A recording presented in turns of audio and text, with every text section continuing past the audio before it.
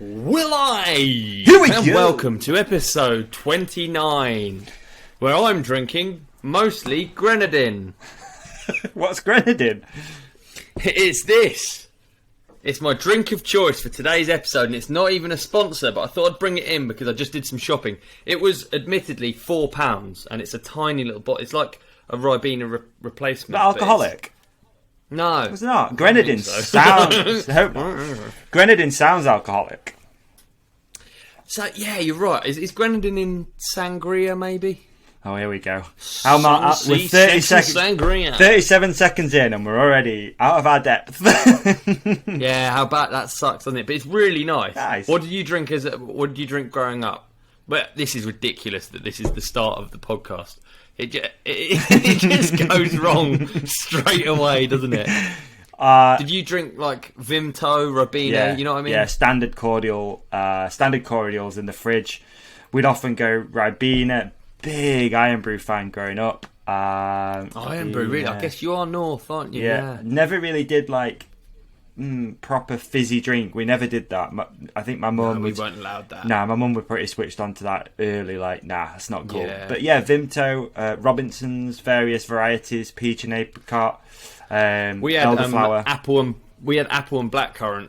That's a good for one.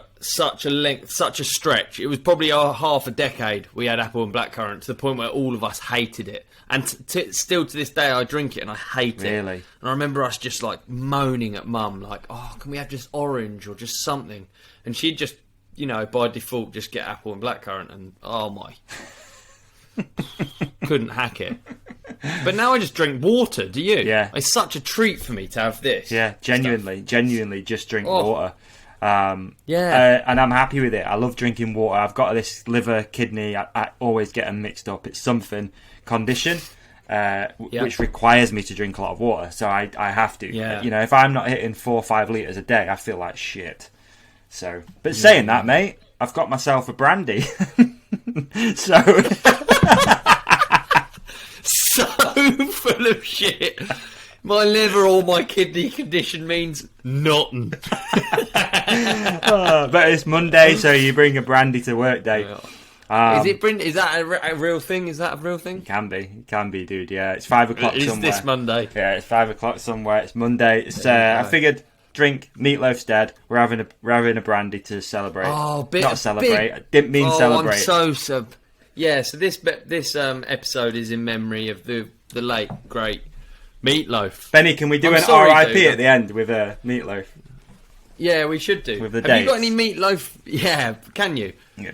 Davey, do you have any Meat Loaf facts prepared? Just because you're a super fan. I thought I'd ask Davey first, and then afterwards I thought I'd get Benny on it. Okay. Maybe some Meat Loaf facts, like about his life. I don't know. Meat Loaf facts. He had a 16-inch cock, which is...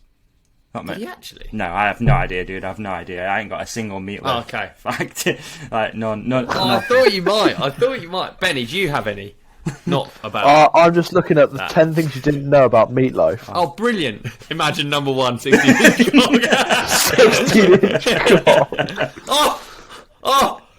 Right on cue. A 16-inch cock.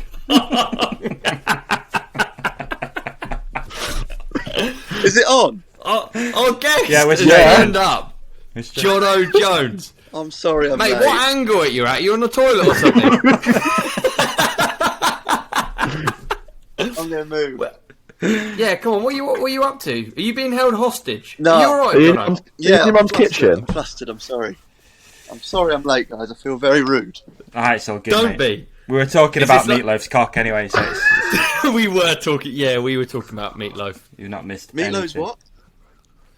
Well, it was specifically his cock, but it was more meant to be a tribute to... Because Davey, big fan of Meat Loaf. We do a thing every week where we do music and watching and listening, and Davey always drops Meat Loaf. He has once. But he's turned into a big fan. Yeah. Do you reckon he's being cremated? Good, yeah, decent. I don't know, there's too many gags, it's too soon. It's decent, that. That's a good Yeah. I don't want it well done, do you? Why are we... This is so disrespectful and unlike, I feel, any of us. Any of us individually wouldn't be this disrespectful. No. He's literally just passed away at what age, Benny? Come on, you're meant to be fucking coming up with facts, dog. He passed away at the wise old age of 74, I think. Here we go. We're talking You took about the his words cock right out and of my burning mouth. him. Must have been why. Well, I know, I was ahead of the game, John boy. Anyone know those lyrics? Anyone get that one? What was that? Sorry, you skipped a beat. I said you took the words right out of my mouth, Benny. It must have been while you were kissing me. Oh, naughty. Do you not know his songs? Are you quite a Meat Loaf? Are you more of a Meat Loaf fan than Davey? I like it. Dude, it's... Yeah, no, there's nothing wrong. That's good, but I just don't know any of the songs. I know the one that was on. Was it on Robin Hood? Or that was Bryan Adams. That was Bryan Adams. Yeah, that's similar guy. What Imagine was it Robin on? Hood just stealing from the rich, giving to the poor, listening to Bat Out of Hell. But Meat Loaf did have a song on a hit film, right? Benny. Yes. I feel like I would do anything for love. I would do anything for love is a hitter off a movie. But I would do anything for love.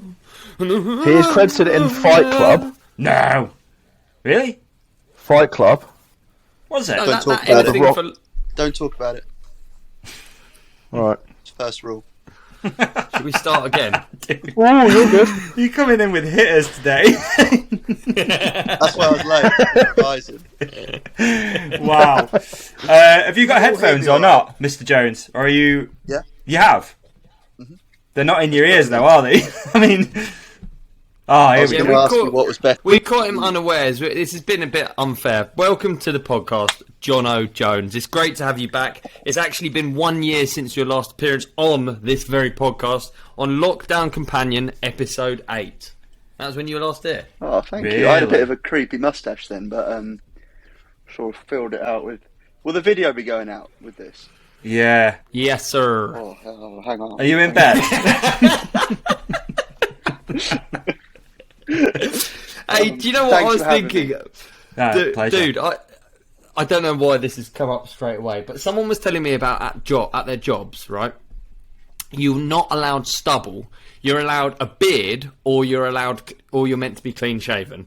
And if you turn up in between, It's scruffy. so someone turned up in between, and they're like, "Sorry, we can't have stubble. You need to shave that off."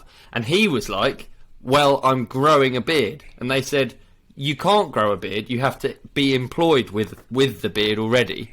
If you want a beard, you need to take 2 weeks holiday." I'm not even joking. That was a real business. Said that to a real human being. Well, this is 4 years growth for me, so I don't know. Yeah. Dude, I'm the same, mate. Honestly, I'm the same. Yeah, this is a good 6 months actually. This it takes. Oh, 35 years. Yeah, I manscaped the face this morning though, to be honest, but it was looking bad. It wasn't. Did you? I can't think of you with stubble. Actually, I've never seen you with a beard or anything, Me? Davey. Or have you? I Yeah. can't grow it. It doesn't happen. Just fluffy, is it? Yeah, it's just pathetic. And when I do get it, it's like all patchy. It looks like I've got alopecia or something. It's just not. Yeah. It's just not. It's just not the vibe, you know. It just doesn't work. Benny, Jono, yours looks quite thick. Yours looks quite good, I reckon. I've got all of Benny's. He lends me some of his. Palm it off to him. He's a lucky boy. Yeah, there's not much facial hair going on in this podcast, is there? We're quite youthful looking show, really. It's kind of like aimed at the kids or something. Benzies. Quite a youthful man. I'm the oldest here, aren't I? Are Yeah. you? And wisest, yeah. Are you older than me? Yeah. I'm 35. I am. When are you when's your 30? You're not, birthday? you're not 536, are you? Huh? When are you 36? December. Fuck, I'm way older than you, dude. I'm 36 tomorrow. No, it's not your birthday tomorrow. Yeah, but keep it on the DL. Is it really? mix yeah. No, but by the time this comes out, it'll already be over, so no one will have to... Oh, mate, happy birthday Say for it. tomorrow. I didn't know. No, I keep it really quiet. I really don't like birthdays. Not a birthday guy. No. Really? No. This is good because this is now in the Yeah, it's past done. when it comes out. It's done. But people will be hitting you up Sick. saying happy birthday. I dare say. No, it'll be done. It'd be stupid to do it. It'd be like saying Happy Christmas on 2 days after Boxing Day or whatever. Okay. I feel like dick pics for birthdays should be a thing if anyone wants to fire into Ollie's DMs. Come on, dude. No, that is already a thing, Come David. on. That's already That's a thing. assault, brother. Oh dear. Oh, right. Look, we've got a guest, and we've got a guest on, Yeah. and much has changed since your last visit. Much has. Ben is on the Much has. podcast, first of all. You what? Sorry. Ben is on Oh, the podcast, first of all. That's I know. changed. We got a producer. He's meant to be looking up Meat Loaf facts, and he just sits there like a lounge lizard. He does. I swear he's on. I swear he's on eBay half the time looking up Yeezys or whatever the fuck he buys from fuck the off. off-white bloody like a lounge bracelets. lizard. We can't win. We either get nostril cam or he's just sat there like all like chilled out. Yeah, dude, look at him. He looks sleazy today, dude. He's looking up Louis V bracelets and stuff. Yeah. Oh, That's what he's doing. Leave out the bracelets, Christ. Imagine if you went to necklaces. some like legit podcast and said, "Yeah, here, this is our producer," and he's just sat there with his arms up, just chilling. Like, oh, really? He doesn't look like a producer. He looks like our pimp. That's what he looks like. He looks like he's just waiting for us. Finish the job, collect the money, Off we go, job done. get back out there, boys. Slap What, both of our asses. Do you want a fact about Meat Loaf? No. I mean, how many times do I have to ask for one? Honestly. Right. Meat Loaf was so determined to avoid being enrolled in the army that he deliberately put on £70 in a month to fail a medical. Wow. Worst fact. Is that real? Poor guy. For real? Have you made that up? That is number 3. No one out of told him 10. to stop. in No, new no one money? told him the war was over. I think he It's just a lot, he dude. just 30 kept putting kilos, weight But on. the army still passed him fit and sent him his draft notice 2 weeks later, but the singer simply chose to ignore it. £70. Well, 2.25 in pounds of jam weighs kg. about a kilogram, so it must be about 30. 31 kilos, dog. In a month. That's It's a lot. in a month. Isn't Imagine his training program for the military. Like just. Do you think that's why they call him Meat Loaf? It must be. Well, see, that's number 8, so why is it called Meat Loaf? But apparently no one really knows the reason why. He just necked a load of meatloaf, so he didn't have to go to the army, didn't he? But apparently he doesn't like meatloaf. So, Well, there you If only go. we could get him on the Hey. podcast. there we are. I'm going to make a quick suggestion that we end this recording because Jono's video's gone off. What? Yeah, you can't see it, and also your sound's like weird. Every time.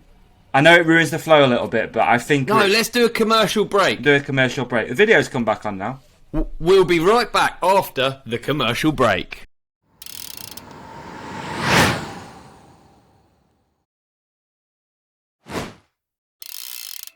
Listen up, folks. If there's one thing I know about our listeners, it's that you are a bunch of go-getters.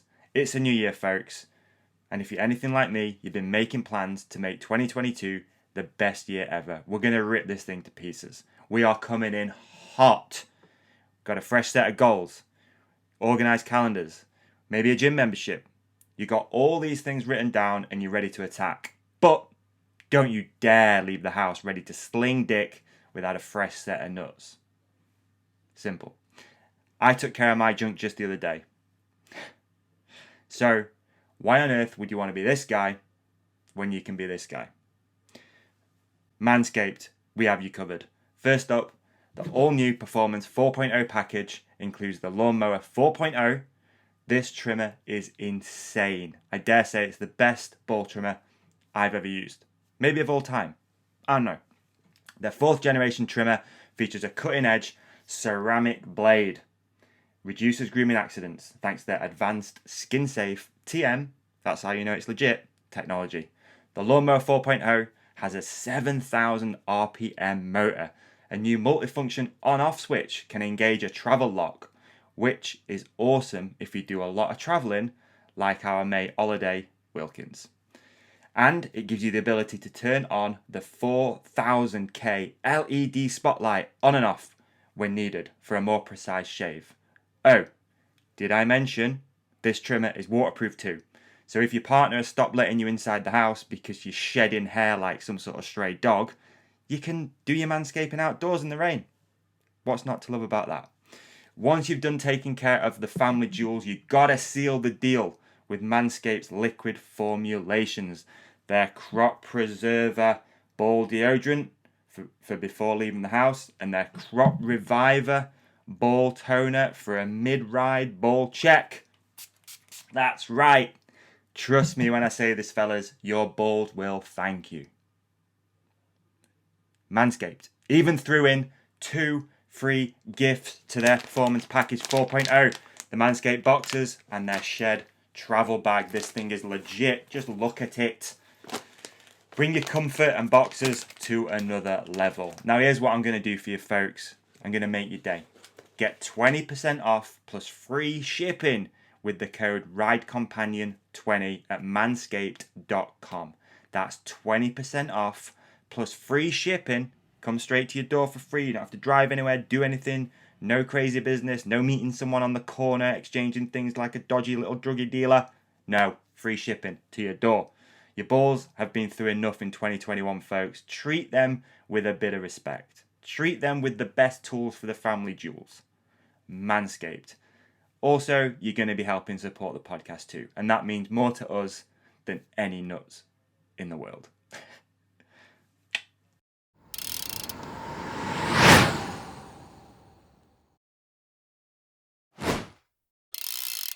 Alright folks, we're back. Take 2. We had some issues. The Secret Service came in, shut down Jono's laptop.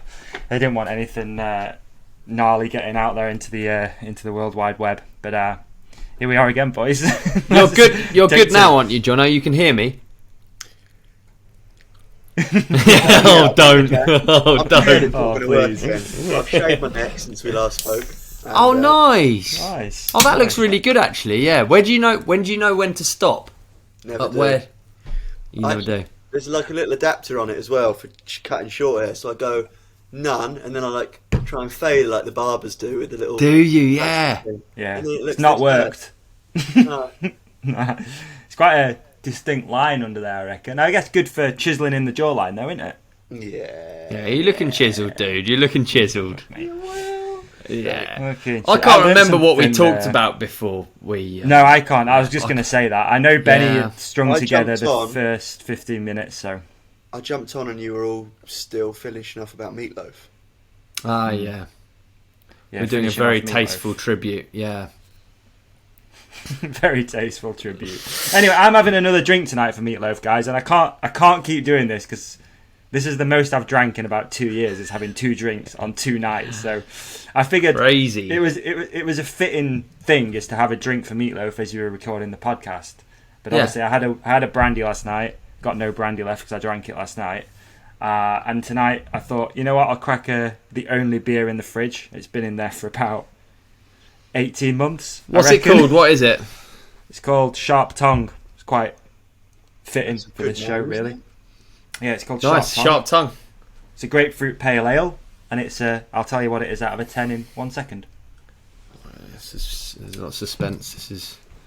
It's 4. It's a solid 4. 4 out of 10. Oh no! But yeah, I don't like drinking, so. But anyway, it's a fitting tribute for Meat Loaf. Absolutely, yeah. Rest in peace.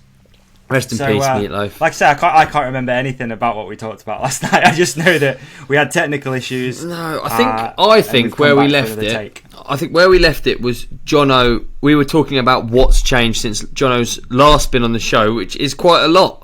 It's a 1 whole year ago. John Boy's starting a new season on new wheels, right? Yeah. And with new invigorated attitude towards Really? life and new facial hair. That's interesting, especially the new facial hair part. That's always been there. Well, last time was the mustache, wasn't it? It was dreadful. Yeah. Now I've just expanded it. And you did pretty well in the lockdown mop down, didn't you? Oh yeah, me and Wim Masters were in the final, weren't You we? were in the final, yeah. Fan I forgot favourite. about People's champ, aren't you? that. It wasn't even a bad haircut. I just stuck it out with grease. No, loads changed. I think it was more than a year ago. I think it was towards the start of lockdown, wasn't it? Yeah, I think you're right. Yeah. So 18 months feels very, very recent, which is scary. But Yeah. Time flies, man. We often say that, don't we? It's like you look at the amount of episodes that have gone out and this, that, and the other, and it's like you don't remember half of them. It's like, holy shit, we've done. I think we did we do 40 lockdown companions in the end? Was it 50? It was either 40 or 50. I can't remember, dude. Yeah. I can't remember either. It was a lot though, man. Like that. Yeah. That thing dragged on. It wasn't easy, and No. It seems like people are still in it, which is even weirder around the world. Like people are still in lockdown. Yeah. So this is still the lockdown Get that. companion for a lot of people. Crazy, China's eh? back in, haven't they? Huh? I think China's quite an aggressive one now, which means Is it? Yeah. more Yeah. inflation. It's crazy, man. Anyway, that's a story for another day. Why It's does it wild. mean that? I love this sort of stuff. I love this. Can you explain in a clear and No. concise I don't manner know what I said. why China being in lockdown will mean more inflation? Because I'm too I stupid. actually just read it the other day. I'm not in it. Don't really know, but it's because of supply chain issues. So the price of goods and services, the knock-on effect of supply chain issues is more expensive things. Like the timber price went up through the roof. Yeah, yeah. Yeah. Things like that. Inflation is quantified by the prices of goods and services. Like there's a list of things that are on that, like a loaf Yeah. of bread. Yeah, That Mars was bar oil. or something, I think people have Yeah. said, or can of Coke or So- something. Yeah. So if all the prices of that list of things goes up, then that is inflation. Ah, there you go. Oh, interesting. Haven't really cleared it up much for me, but much banking going on through lockdown. Is it like busy? Dude. Busy? Has it been? You know what I mean? Has First, it been busy? go on. Come on, banking behind the laptop at home. Yeah, work's been really busy. Good. 2021, just this year gone. Yeah, really busy. Learnt a lot, but did loads of riding, lots of new types of riding. So it's a good balance of both. Nice. It's been my favourite year ever, I think. wicked. Is the balance going to change? What, like, I want to ask: is the balance going to change, or is it in the pipeline that the balance might change? Maybe, I don't know. No, I like it. It's pretty. It's perfect, really. I think I've got something wicked. stable going on, and then biking. I'd like to be able to bike more. I'm so jealous. Have you got Eddie Masters on Instagram Yes. in New Zealand at the moment? Oh, it's tough Every watching day. that, isn't it? Yeah. Speedboats, jet skis, sunny hill climbs, and downhill every day. Yeah. The sun's pretty tough watching people. It's not been that good this year, has it? It's felt quite wet and rainy and gloomy, dragged out a Yeah. bit, hasn't it? Yeah. I messaged him because I was so jealous, and I thought, actually, no, this is like, if anyone's going to live like that, you should. So I actually said to him, like, thanks for doing it right. Well, think how gnarly it is for Win. He's stuck over here. I know he's in like Chichester or something. Yeah. It's actually like chalky where he is as well. It's not even loamy. Yeah, it's true. That's like chalk and cheese. Isn't it just? There you go. Damn it. Oh, that's interesting, dude. That was actually one of my questions that I wanted to ask you, whether anything was going to change. Because, yeah, so you've certainly, like, you've got lots of changes otherwise, haven't you? Yeah. There's, in terms of brands and things, I think most of them have changed this year, which is awesome. And then it's not like a team. It's all cherry-picked brands that I'm going to work with, as opposed to it being like a team structure, which a lot of racers would have, but I guess I don't really fit into that category. But no, they're all individual brands that have come together to So make... come on, let's hear a list then. I'd like to hear a list. Yeah. So obviously your title spono's Propane for 22. Propane bikes, the Germans, which I'm really excited about. Hell yeah. I've just built the Eugene, which is a 140mm bike, which is what I'll ride for the near future, which is like perfect, as you know, Ollie, and Yeah. for most Brits, that's all you need for our local stuff. Yeah. And I'm really excited. I've got an e-bike on the way, which should be built by the end of next week, and I've never ever owned one. And Ollie, I know I've been messaging you a lot saying, Oh, dude, I can't wait. like 3 months, but I honestly will have it in like a week or two. That is going to be a manic ride. The first time me and you go for an e-bike ride is going to be really manic, Yeah, isn't it? I hope so. Yeah. I'm interested though, dude. So you getting an e-bike is exciting to you. You can tell by the tone of your voice, whatever. It's exciting, but you know you fit anyway. You already ride at a really high level. So what do you feel like an e-bike is going to bring to the table for an athlete like you? That was quite a serious question. Should we? No, like it's good. I ride at weekends, and I did a bit of e-biking with Ollie, and Bernard Kerr lent me his spare one, and I ripped the derailleur off in about 15 minutes, didn't I? But that was Yeah. but just those 15 minutes felt like we got from the car park to the first track. It was like we teleported there, did a run, and then teleported back to the top. So Yeah. like, do that for 3 hours. It'll feel like a month's worth of riding in a day, I think. Yeah. Which is, maybe people still hate on them, maybe the tide's turned, but isn't that what we all do it for? Is to ride more? Yeah. And why? So Totally. why haven't you had one before? Like, what's the? Oh, just Because they did do one. Pivot did one, didn't they? Pivot did, yeah. So Pivot helped me last year, which is fantastic. But just the bikes that that they helped me with just didn't include that. I was Fair. focused on a bit of downhill and a bit of enduro, so that's what they helped with. Mm. So yeah, e-bikes. There's Dude. a lot of politics about motors and batteries. Yeah, right. It's funny. I kind of think e-bikes suit a certain personality, and that personality, I would say, is. Do you know what it? Yeah, it's like speed. You know, people say that like hyper people, you should take speed, and it's like Speed works square. with you or whatever. Not Okay. speed, Adderall.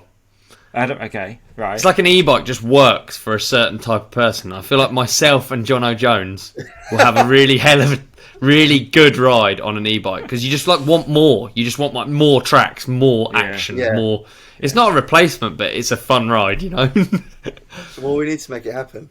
Yeah. I rode a place on Ooh. Sunday, which is sort of semi-local to me, called Win Hill, and it's sort of synonymous with the climb to the top is pretty epic. I mean, all the I call all the climbs bastard climb. I don't know if that's the technical term for it, but they're all bastard climbs. Like they're all long, steep. You know what I mean? And that is that's when I'm like, fuck, I wish I had my e-bike. I haven't got it at the moment. It's my friend's still got mine, but it's days like that, especially when you've done a run and you're not super tired, but you just like. To climb back to the top is going to take it out of me, and then I am going to be tired when I get to the top. So, yeah, I think days like that definitely missed it for sure. So, Yeah. I Is think Win Hill the Peak District. huh? Is Win Hill in the Peaks? Yeah. Just next to Lady Bower. Yeah, man. Yeah. Oh, I went there 2 weeks ago. Oh, you should have said you're 10 minutes from my house. Yeah. Yeah, you're like 10 minutes away. I Did you ride Win Hill? We were next to Lady Bower at one point and rode really cool stuff. I'm Yeah, not man. sure about Win Hill. Yeah. It's Win Hill. Well, it all comes off that one hillside. So yeah, Right. you've got the reservoir in the bottom. Yeah. Yeah, man. It was quality. It's good, isn't it? It's sick. Yeah. Eh? Some really good riding in there. You have to keep it a bit quiet, but yeah. Okay. Shh. No one's gonna listen to this. We yeah, spoke don't about put that it on on the a last fucking episode. podcast. Oh yeah, we spoke about that it same on the last spot. episode. Yeah. Same spot. Yes, similar spot. So yeah, we won't be talking about that anymore. It's good though. So Ollie just said, dude, like perfectly opened it up with talking about like new sponsors, but I want to get back to that. Okay. Sorry to interrupt, Ollie, but I want to know. My question, one of my major questions to you was, how do you go about putting that package together? So let's just like, I'd like to, if you walk through that whole process of, you're coming off one brand and you've got to either find another one or start putting a package together. Like, how do you start doing that? How did it all work for you to get on this new deal? Honestly, I got approached by a brand in really early on, like August, maybe even July, saying we'd like to work with you in 2022, and put a bit of an offer together, which sounded really attractive. I was really excited about it, and basically said yes. Then that fell through late in autumn, almost like early November, I think it was.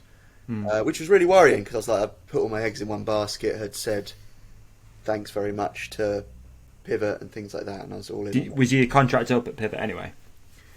Yeah, I think so. I think they've it was Pivot UK, so it wasn't the global thing, but Pivot's got a massive presence in the UK through Upgrade Bikes, and I think that naturally I was looking to take this offer, and they also said, look, we're going to do other things as well, so that worked fine. Everyone was happy. Then it fell through, so I was a bit stressed. Like, I was stressed about it because I was really excited. It felt like I'd been it had fallen through. Yeah. So I just went out to a few brands and found out a few names of marketing managers and things that I could email with the previous offer in mind, the one that had fell through, because I thought, however legitimate that was, maybe that's what I'm worth, if that makes sense. Yeah. So which is a hard thing to gauge, isn't it? Like, we've spoke about it on here a bunch, dude. It's like, how do you gauge, like, yeah, it's tough, isn't it? Like, it's not an easy and thing I to don't really figure know out. how to do that, but because I had that offer on the table, I just said, and I was honest, people. I said, look, I had an offer, it's fallen through. I'm looking for something. It's pretty late in the day, and my plans. I think it's a two-way street. If someone's going to support you, what are you going to give them? So I told them my plans for the following year, which are to, if I can, repeat 2021, because it was just brilliant. Yeah. Never done EWS before. I think they're fantastic. Did a lot more riding with my brother, which I've not done for quite a few years. That was fantastic. So just so long as people enjoyed that journey that I had that year, I'll just want to do the same again. And if I can do it on your bikes and you can give me one to swing my leg over, then that's fantastic. Yeah. So that was that sort of procedure. That's for the frame sponsor. Right. Okay. And then all the other bits to try and make a bike out of it just were just straight to the brands themselves. Cool. I don't know if people do it more professionally. I use Instagram a little bit to DM I feel like a couple of companies, because if you've got a bit of a following, then it kind of misses that. Oh, this is who I am. This is what I'm about. But Yeah, you it's can't true, see isn't it? like, Yeah. it's almost like a little walking, talking CV, Yeah. even though mine's full of crashes.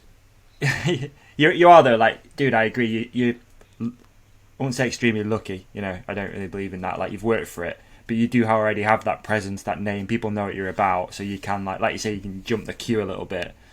And Yeah. most brands, when they see your name come through, let's just be brutally honest, they're going to be excited to see what you've got to say. They're not just like, oh, it's someone else just trying to blag whatever bite parts out of it. It's like, they're going to want to see it. So, yeah, I don't feel like using that to your advantage is necessarily a bad thing at all, to be honest with you. I think it's a really good thing. And I don't blame you for doing it. It's funny as well. It's like so connected. Like, you can't really have someone doing the social media that isn't pretty much sat next to someone in marketing. Like, you could, like, it's too much of a presence, isn't it? It's too much of a voice of a brand. So you can't just have someone willy-nilly posting up whatever they want on there. Yeah. So it's quite a quick way.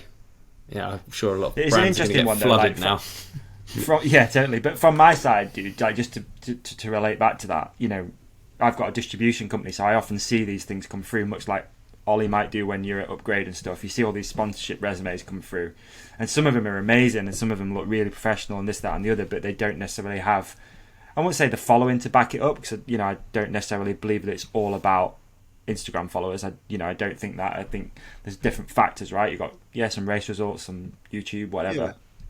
And then also, you know, when we're now doing stuff with this, it's like, right, this is what our worth is, like, this is our package, we've got this, we've got that, we've got these different outlets and stuff. So it's important to know, though, like, how to sort of sell yourself. Like, it's a hard thing, and I'm surprised there's not more, I won't say management companies in mountain biking, but again, we've spoke about it before, there's not that many, like, agencies. I don't think there's a couple that sort of represent some of the really big names, but there's not really anyone out there doing, like, I wouldn't say mid-level stuff, but definitely, like, professional, but not your Danny Mac or those sort of, you know.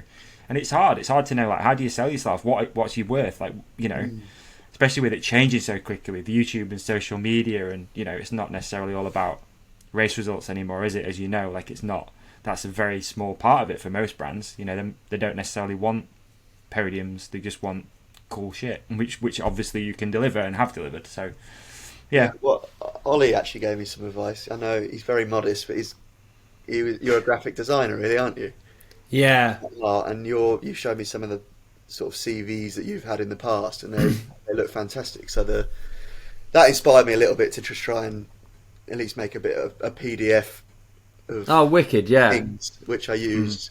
So yeah, thank you for Do you pointing know, me in the right direction with not at all. Do you know what I think that does is, I'm fully with you on blasting through the DM, sliding into the DMs first of all, but ultimately then there needs to be a meeting after that, and something needs to be communicated to someone who's maybe not as in touch with the sport, or isn't maybe in the business side of things, to get anything signed off. And that at that point, it's really good to have, realistically, like an agent or a PDF, isn't it? Or like, you know, Yeah. I don't really get why there's not more agents in our sport. The sport's big enough.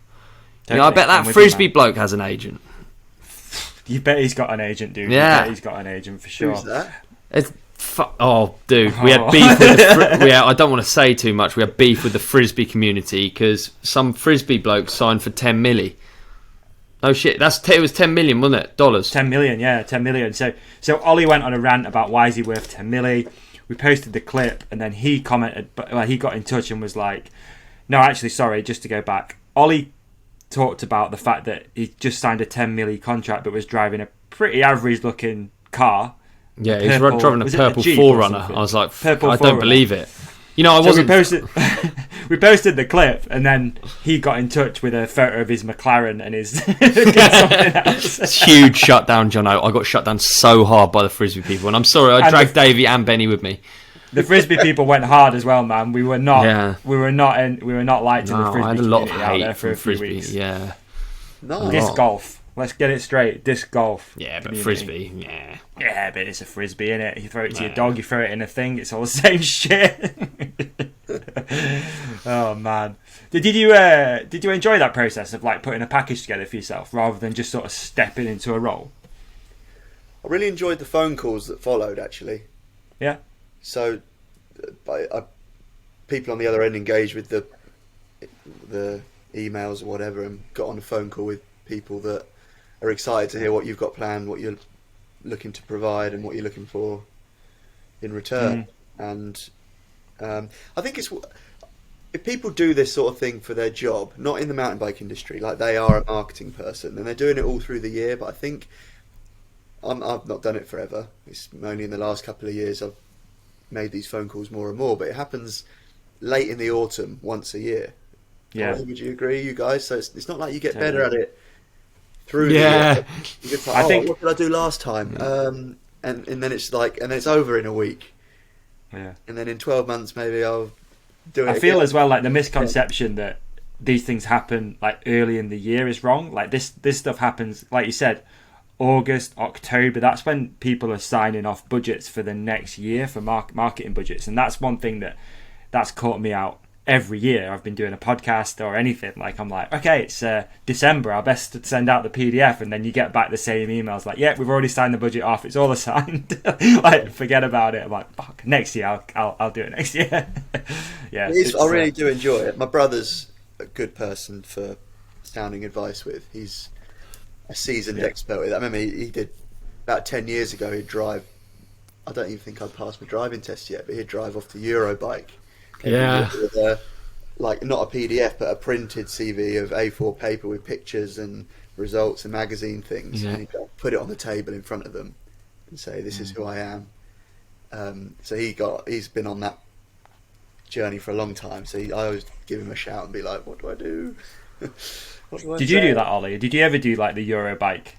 Yeah, it's funny. I remember seeing Matt before he went for his Marin meeting at Eurobike. Like, so, really? Yeah. Wow. So funny to think, and we were just like talking about it, like, because It's Eurobike's a scheduled meeting, wouldn't it? The other party would have like 4 p.m. We're meeting at this place to talk about this. Yeah, it's pretty gnarly. Yeah.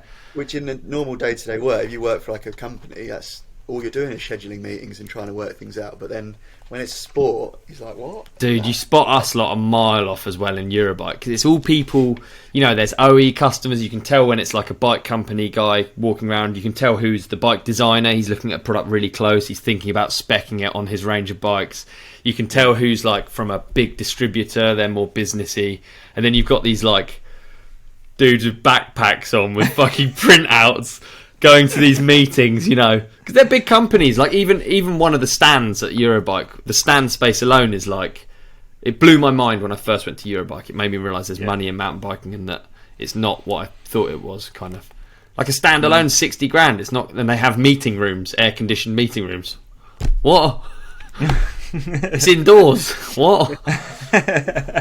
Yeah, it's different, man. It's an eye opener when you go do that stuff. I remember I might have seen you there once, Ollie, but that's a story for another day. But I remember seeing sort of like Andrea walking around when I was out there, and everyone's sort of like, out there hustling, man. I mean, at the end of the day, It's what it's about. It's business, which is like this weird thing because Jono, you said it perfectly. Because it's sport and it's a hobby, and we're all in it for the same reasons, but it's still business. Like, you know, Matt, you've all got bills to pay, right? You've all got to make a living out of it. So Yeah, that's why I think you're kind of in a cool position, like you were saying about being comfortable anyway in your job or whatever. yeah. The difference for me, I think, is I'm really careful about not over-promising on things because one of the companies I spoke to, they're like, yeah, we'll get you out, we'll get you to fly out and we'll meet a rider that was on that team and we'll go and do this, we'll do like a team trip, it'll be like a 2-week trip, and I'm thinking, well, that's 2 EWS I can't do. We'll go and do this. I was like, oh, that's Mega Avalanche gone. And Yeah. because I got my holiday and I've got to fit everything into that. So that was a part of the decision tree for me. Is like I've come off the back of a really fun year with racing EWS, doing a bit of YouTube and hardline and whatever. I just want to do that again because it worked. So if you are able to support me do that, then that's fantastic. But I can't really promise anymore. Do you feel like those things you just described are like the 4 main aspects of being a professional mountain biker right now? Like you just said, so a bit of social media, I think you said, YouTube, race, fun event. They're like do you think like they're the 4 things that you sort of need to do or not? No, Ollie's like, I just like they're just the things that I know. really enjoyed and happened.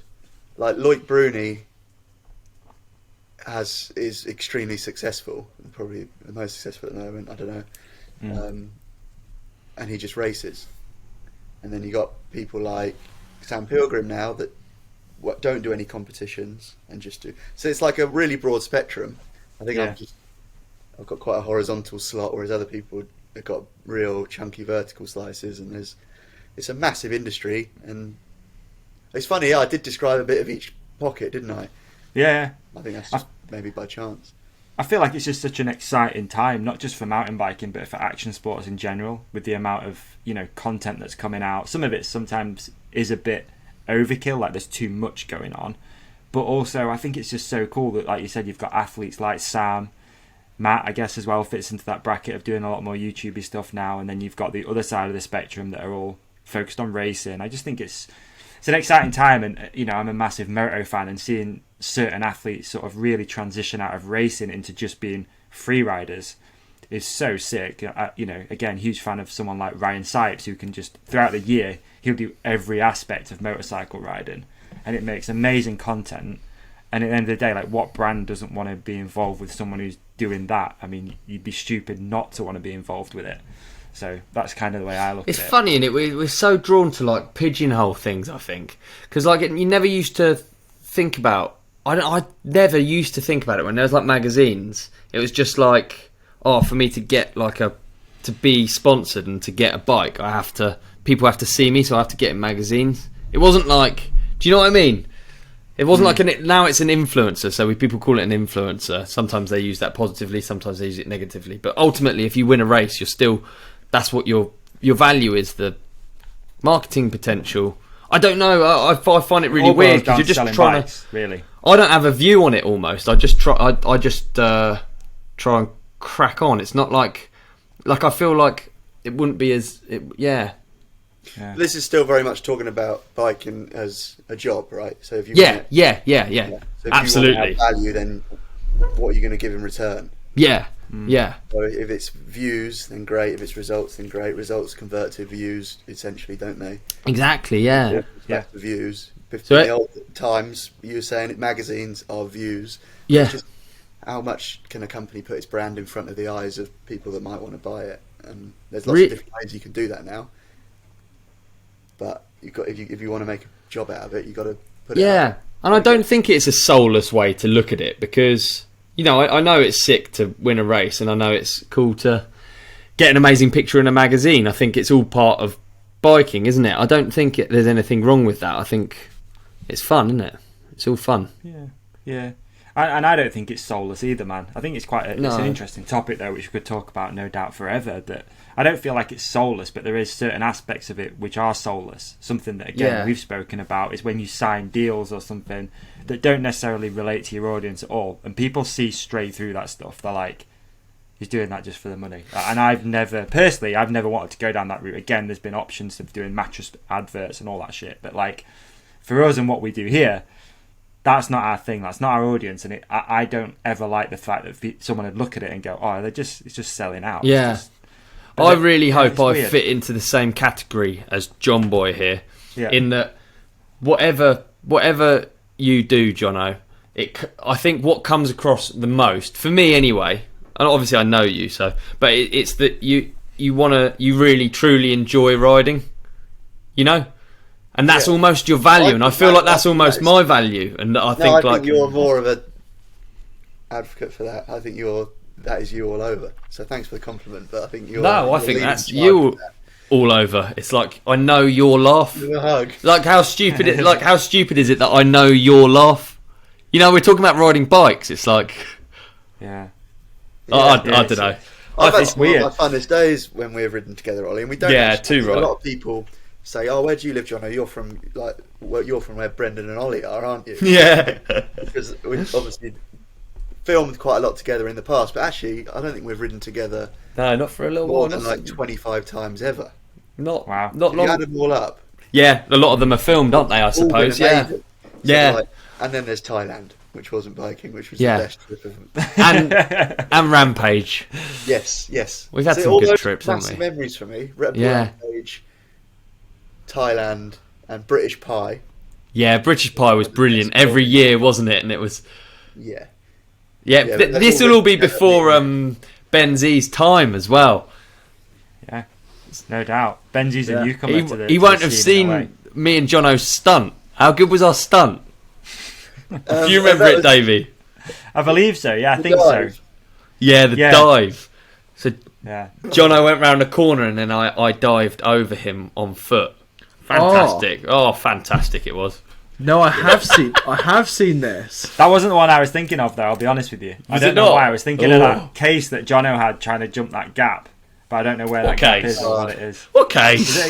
It's all in Is the it a past. case? It's all in the past. The stunt was tremendous. The video was really bad. The picture of the diving. Yeah.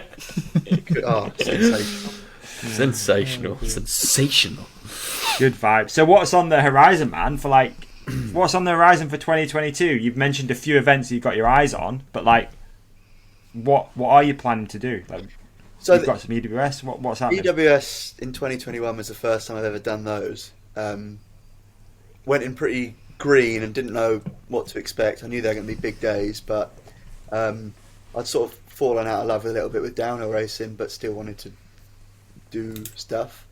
Actually, I'll tell you what really motivated me to do all that. It was Trans Madeira Oh, nice. with Bren the first time round. Did we do it twice? You did September. We did September. Yes, that was the one. Yeah. That was my first one, wasn't it, with you and Yeah. Bren, Benny? Yeah. So that was my first taste of proper enduro racing. Stayed. You loved that. It's the You best. absolutely loved it. Yeah, and Ollie did it a few years ago, didn't you? And Yeah, it was I did it as well. much monumental days, wasn't it? They're big days, aren't they? They are big days, yeah. I reckon there was half the climbing when we did it as to when you did it. Yeah, it was 2,500 metres or something mental every day. I think ours was 700, so it's a lot more manageable, but the Yeah. same amount of descending, they just used buses more. But a great event, and it meant, right, you can go and race your bike and do sort of 6 hours riding on it as well. Whereas a downhill race, realistically, is like 5 practice runs on the first day, 1 practice run on the next day, qualifying race, 8 runs, 3 minutes each, 24 minutes, whack. Yeah. It's true, isn't it? Yeah. It's true when you put it I like do that. maths, that was for dramatic effect. So yeah, enduros, I loved it, and then looked at doing EWS. There's a bit like World Cups. You're not guaranteed to be able to race in the pro category, but Right. they let me in, which is great. I think I emailed with Matt's email. So I was in for the main thing, and then it was just the baptism of fire, and away we went. They're fantastic events. Yeah. There's down a race. I've never been to quite a one. lot Have of you been race. to one, Ollie? No. Do you know? I've never been to watch one. No. I haven't. I don't know if you'd watch. No, there you go. It's a There is tough one, plenty isn't to it? watch, but it's not got that. If you go and watch a downhill race, there's that real build-up. One run counts. You see them at the top. Enduro, like if you were to watch the last stage, they've already been out for 5 hours. And Yeah. you kind of know maybe who's going to win before they're dropping in. So how does your approach change to a race run, whether it's a stage or a race run?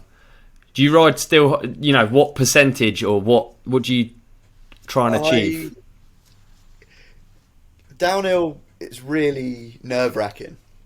So there's a lot of waiting around, and then you're at the top for ages, and then you drop in, and it's stressful. And you either know straight away if you're having a good run or a bad run. With enduro, you're probably in the saddle for an hour and a half before you get to the first stage. So you've already been plodding along, and then you're warmed up and you're chilling. And if you time it right, you can almost roll straight in with minimal break and away. And I think that really reduces the amount of time to worry or mental stress. Yeah, and then you're just you're already warmed up, and you race really hard, but you know it's a long day. So then you back off a little bit, and that reduces mistakes. And I just think if people want to do a bit of racing and they're not mad for necessarily that being downhill, and if a lot of people have got one bike, and that will probably be an enduro bike, so you've got the right bike for the job already, is to go and race some of them, because you're bound to see 5 or 6 tracks you've not ridden before, and you'll be on your bike all day. And EWS, there's an EWS 100 category, which is like the amateur race, and the 100 part of it is that you are racing 100% of the course. That's what is that what it's called? means. That There's okay. also EWS 80, which does 80% of the stages or whatever, if you're maybe not as fit. But the liaison times are quite generous. I think if you were to get a mechanical and have to fix it, you're probably not going to make it. Well, I wouldn't, because I'm not very fit. But I'm diving into enduro and what it is now. But I've loved it. I'm going to continue to do those to answer the question, because I think I've never driven away from an event and thought, oh, I didn't enjoy that. Whereas I have quite a lot with downhill, because it's all to that last thing. And it's social. You're always pedaling around with other people. So you're just chatting away the whole day. It's brilliant. Yeah, sold. I'm sold on it. Yeah, I can see that. So have you got plans to do the whole series, or is it just a few of them that you're ticking off? Or Yeah, a few of them. I can't make the full one. But there's 2 rounds in America this year. So and they're back to back, and they're just on neighbouring states. I think would it maybe be Virginia and Maine or something? Would they be? Oh, cool. Northeast coast. Okay. So I want to do both of them as a bit of a Again, it's a part of America you probably never visit on. You wouldn't just go, oh, I'm going there. You go just Cali beneath, or like Quebec, like up and right on the north coast of the States. Yeah, never go there, but it'd be the shortest flight that you could do probably, and I can kind of minimise the trip to keep my holiday days, and that will. Are your work quite general? Like, are they okay with it?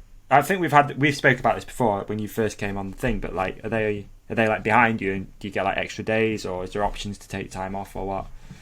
No extra days, but my boss loves to hear all about it and things, so I get him buzzed when I come back, and he's happy for me. But no, like, just do it out the normal quota of holidays, and but there is a lot. If you get like 25, 26 days, that's 5 weeks before using bank holidays.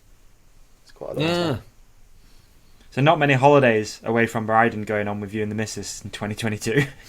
No, they're conversations that are happening at the moment. Yeah, I bet. I can imagine. Yeah, I recently, I think this week, told her, but I might break my femur next week and then not be able to do any of these races. So imagine the holidays we'll be able to go on. True. That's a great way of looking at it, man. That's silver lining right there. If I said femur or something worse, but so now she's got a cross, but that'll happen. Touch wood, that doesn't happen. I feel like you may have put a bad omen out there then, but yeah. What do you think about? I feel like your approach to all of it, though, would it change it? Out of interest, do you feel like it would change everything if you did not have to work. So if you were all in with EWS, would it change it all and make it all like you'd have to train so hard and your approach would be different and maybe less fun? I think so. I am training now, like I'm giving it a go with that Fit for Racing program, which I've trained before in the past and had trainers when I was really going for it as a junior. So I get what training's about and what you're doing, but sometimes got to get up really early if you're doing it before work, or do it late in the evening, and then just knowing that it's like someone on the other end knows if you're doing it or not is the tipping point to think, all right, my alarm's gone off, I do actually have to get up, otherwise I'll have to tell him on Sunday that I didn't do Wednesday's session. So that's really helped me. And is that like tracked through an app, is it, or something? Yeah, like all the sessions are given to you and they're tailored to your strength or whatever. Okay. So, and they're all generally about an hour, so I think it is meant for people that don't have all the time in the world to be a professional rider. So it works well for me. If Ollie was to do it full time, I'd go to New Zealand now and seeing what they're all doing there and training in the summer, and because it's their summer, isn't it? I think you'd be so motivated to be fit, being surrounded by. I feel like that whole of Queenstown is just pro mountain bikers. Certainly looks it from Instagram, doesn't it? Yeah, and I've never been there.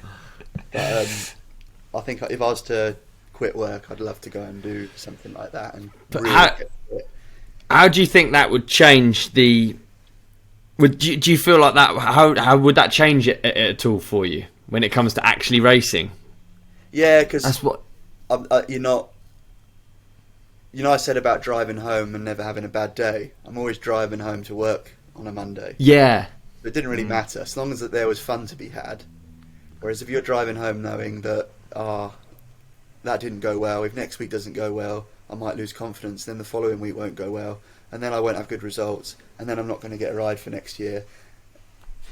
That's it. It adds something, doesn't it? It does, yeah. Which is why you see athletes in all sports ride that wave of when they get one good result, it's really common to see them follow. Like when Reece Wilson won World Champs, sort of out the blue, he went to Maribor and just qualified first. Yeah. Because they're just full of confidence. It riding also works the other way. You can be in a trough, and it happened to me quite a bit with downhill. So that's why that balance I've got at the moment is perfect, I think. Yeah, it seems it. It certainly seems it from the outside. Like watching it, it just looks so fun. You make EWS look so fun. They are. Is there a tipping point in your head though, where if like X things happened, you'd quit your job? Is that like, let's say just for example, you went to the first one and whatever, and you top 5. I don't know. Holy fuck! Imagine it. No, But I'm just saying. Like, what love happens that. then? Do you still just drive home, go to work, or do you go, fuck, like maybe there's something here that I just keep going at it? I don't know. Maybe in that scenario, but I don't know. Yeah. That's can't be If realistic. the People's Champion pulled out a top 5, the town would end up in a riot. It would end up catch on fire. It looked like that bingo night you went to the other night. That's what it would look like. Oh, bingo lingo. The best thing in the world. No, I come like 60th, don't I, on a good day, and first place is a long way. Oh man, yeah. Is it? Yeah. So what is actually interesting, because I don't necessarily follow all of the. You know, I don't always find where you've placed and stuff, because obviously it's not why you do it. It's like. Yeah. It's not like every one of your posts is like, oh, hard day in the office today, you know. Like, yeah. So what's been your best result, and where do you see yourself? Like in the 60s would be one of the best. Yeah. And then outside the top 100 if it's been a mare. Which is, so 60, to put that in perspective, is making the finals of a downhill World Cup, isn't it? Basically, like top 60 is finals World Cup. So that's not to be, you know, I'm not. That's like top 60. I was in the 60s. 69. All right, 80. It used to be 80. It used to be top 80 at World Cup downhill, didn't it? Yeah. And that was made up of 80 of the world's best riders, and they're all professionals. So it's not to be serious stuff. Yeah. I'd say in enduro, from first place to 60th is a much bigger. Obviously, it's more time because you're racing for longer, but as like a percentage, is it a deeper field? Like it'd be easier to get 60th in enduro than downhill. Right. I think. Right. That like the top people seem so far away. I wonder They're comparatively, amazing. yeah. Like Richie and Jack Moyer who are often first and second. It is astonishing what they can do, and with no practice, that's a lot of downhillers go to enduro and are pinned. And this year, especially 2021, it was more tailored towards downhill riders because there was less climbs, more descending, and they really struggle because you get one practice run and then you've got to go like hell and remember it all. That's so crazy when You get a lot of the guys think about lines too much, and then you talk to Jack about it and he's like, no, just hit the main line as fast as you can. Maybe there's 1 or 2 lines per stage that you'd remember because they're definitely quicker, but other than that, just bomb the main line. Really, yeah. Dude, there aren't many other sports where you do that, is there? Where it's professional, you know, and it's at the top of the game, but yet you've barely had a practice. I mean, what else is there other than mountain biking? It's so I cool think. to be able to read a trail like that, because that's ultimately what it is, isn't it? It's looking up far enough and just predict it, because you can't remember every corner. Like some of the stages, what's the longest stage you've raced? 13 minutes. Oh my. Yeah, 13. 13, which was a kilometre of drop, which is loads, isn't it? Yeah. Yeah. Yeah, there's no way you're remembering that. I mean, you'd have to put... Jack did it how in many 3. women you have to put in. Did. No, that is a lot, dude. Yeah. But again, if you're just there for the descending, then it's a great discipline to go and ride. But yeah, they're seriously talented and fit. That Jack put a and I'm a big Jack fan. I'm going to go on about him a lot. But he put a GoPro up at one of the stages, one of quite long ones that had quite a long climb in it. And I watched his GoPro and timed from the bottom of the climb to the top, and then compared it to my GoPro, and he put over a minute into me difference on a climb within a stage. No way. Holy. So he was a minute quicker up this long climb. Where was that in? And dude, like, what's he doing different? You know, is it purely... Well, he's not banking, is he, training? Jack? Well, that's very true. All right, there you go. Of his results. Yeah, He's not banking. They're just animals.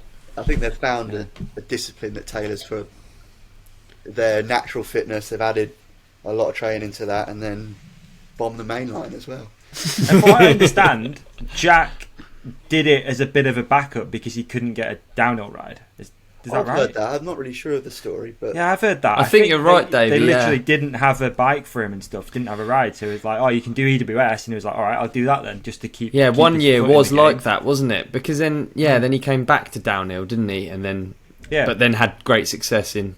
I mean, it seems like two very different. You're talking about doing a climb long enough to put a minute into you. Think how different the training is compared to a downhill race. Like, yeah. And what I love about mountain biking, enduro, but also downhill, is how close the top people are, but how different their body types are. yeah, It's not there's like no type. no target physique. Like Richie's a pit bull, Jack's like a sort of greyhound, and then the same in downhill. You get Troy Brosnan, who's little. You get like G, who's a tank, and they're all hundredths of a seconds off each other. So no matter what their body shape is, what their strengths and weaknesses are, they just ride each track to the fastest it can be ridden, which is cool, isn't it? It does show they're at the pinnacle of a sport, the same as in F1. Well, no, it's not the same as F1.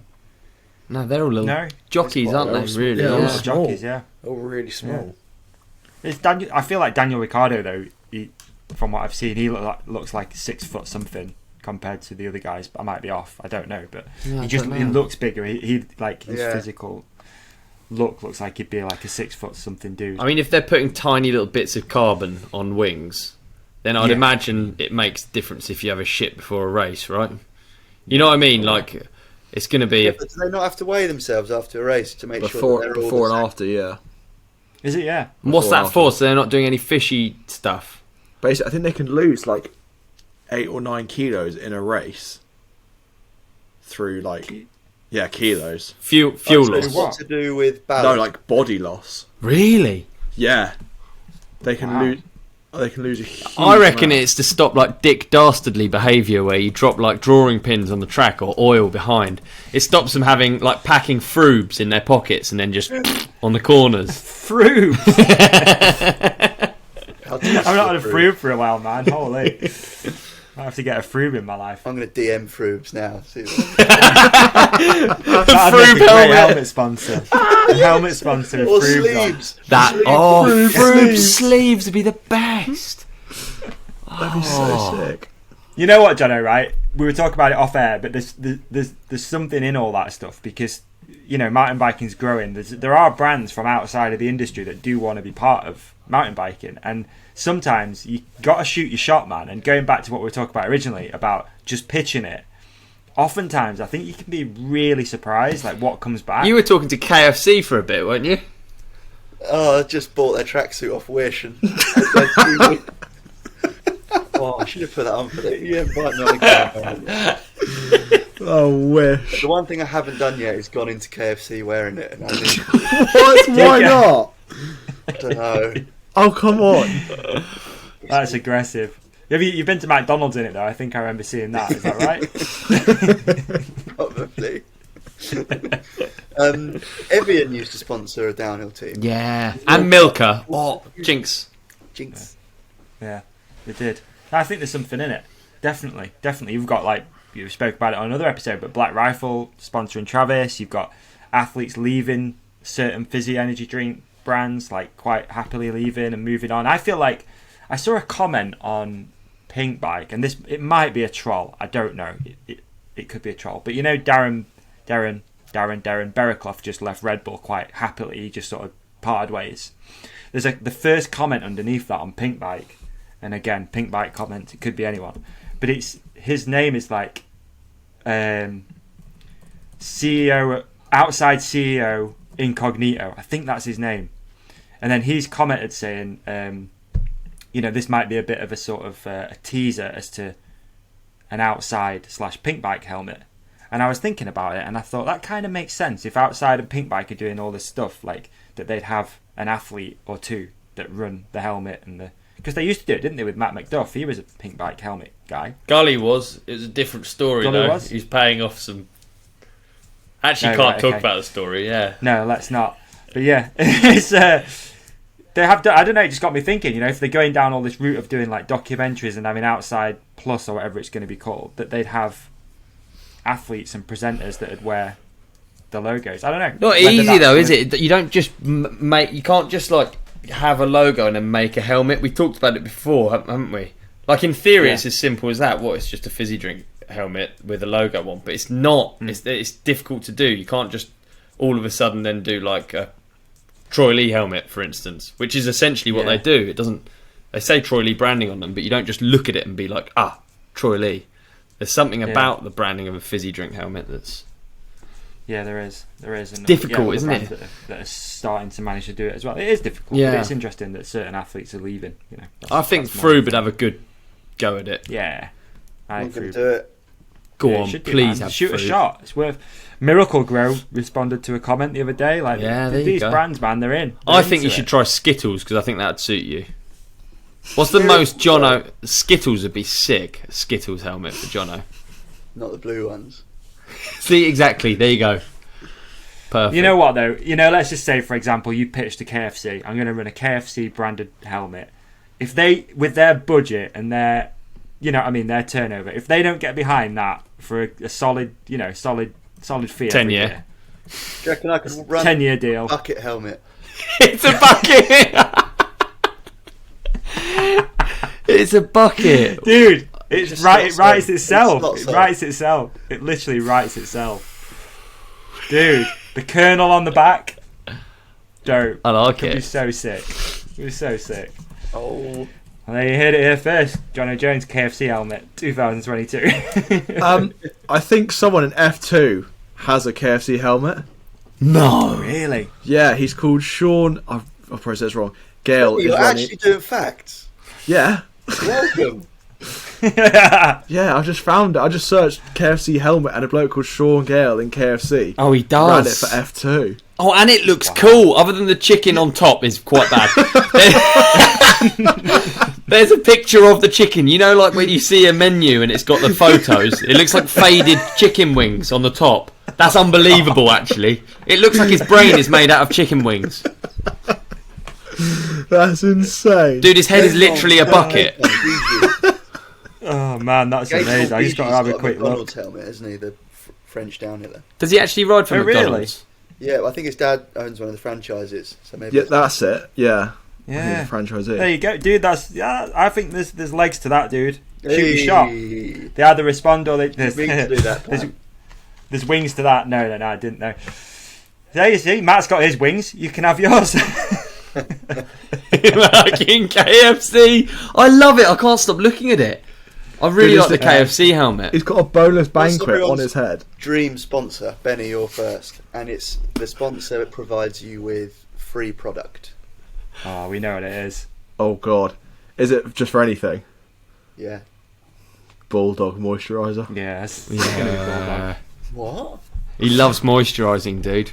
Bulldog moisturiser. Yeah, he Gotta loves keep Look a at his clean, soft face. Hair can't grow through it. There's that much moisturiser on him. It was his only thing on his Christmas list. Ollie, your turn. I loved the Marlboro branding on Formula One cars. I mean, I don't want the product. I don't want to smoke cigarettes. But I tell you what, if I got to wear a Marlboro helmet, maybe I'd start. Yeah. Imagine how cool Would be that pretty would cool, look. wouldn't it? Like going through a set of dirt jobs with a ciggy on. Dude, even a camel. Do you remember the camel fags? Yeah. Oh, it's so good. Yeah, it's good branding. Marlboro's good branding. Or JPS. JPS was pretty cool. Ma- Playing JPS is special. sick. A Marlboro helmet would be quite cool, wouldn't it? Oh. Yeah. Yeah, it would. To be fair. Actually, Goodyear comes into that category, and we haven't spoken that me and It you does. are teammates on that, aren't we, Ollie? But Yeah. like that. James Hunt always had a Goodyear hat on, didn't he? Oh, dude. Yeah, well, that's why I bought this. That's why I actually purchased one off eBay, didn't I? Yeah. Yeah. I did. They're really collectible now. Since I purchased mine, they've become more collectible and they're very expensive now. But it's just like a podium hat. Yeah, that's awesome. They are cool, cool, aren't man. they? Yeah. What about yours, Davey? You can get one now, Jono. So good. Umbungo. Umbungo. Oh, Bongo's solid. Solid. Umbungo would be cool. What's wouldn't that? Is that yogurt? it? No, it's like used to be. It's a drink from the Oh, yeah. 80s and 90s. Yeah. Umbungo. It's like Kiora. Really cool. Yeah, like Kiora, like really cool branding. It got monkeys on it and stuff. Yeah. Umbungo, they drink it in the jungle. Yeah, I like that. It's pretty cool. I think I Bongo got helmet. Either that or, to be honest, Tunnocks would be pretty sick as well. A Tunnocks tea cake hat helmet would be It would. pretty cool. What's yours, And again, Jono? I shot with Tunnocks and they came through. So Yeah, true. you know. It is true. Mine would be propane bikes. There you go. There we go. Well done, Sponsor's sir. dream. Well done. Well done, you. I don't know, like Shell. Yeah, that would be cool. Yeah. What are the motocross? What's like American motorsport? What are the fuel companies there? Patronus. That's actually really Yeah. smart because then you get free fuel as well. Like you get the cool logo on the helmet and you get free fuel. Free fuel for the e-bike. You could go VP. VP's always a kind of race golf, fuel, that's isn't cool it? branding. Golf Yeah. colours. You could do golf orange and blue. Oh, that's so. So many trick, cool yeah. brands, isn't there? Really, when you Yeah. think about it. Yeah, I'd rep most. Let's of them. Let's go through now that we started because Jono's just mentioned Goodyear. So that let's go through your program now. What you've got going on for this year. So you've got propane bikes, Goodyear in terms of tyres. brands. Yeah. So propane bikes, yeah, the frames, and then I've had a long relationship with DMR components. Yeah. Really, thanks to you as well, Ollie, for sparking that relationship. But that's Not at all. that is come to an end with Pivot coming to an end as well. They were both through upgrade bikes, so that's onto Unite components now, which is another British component brand, which I'm really excited about. They're blowing up actually. They're really. I'm sorry, I'm just trying to plug my laptop in. They're all made up in Wales. They've got all their own machines.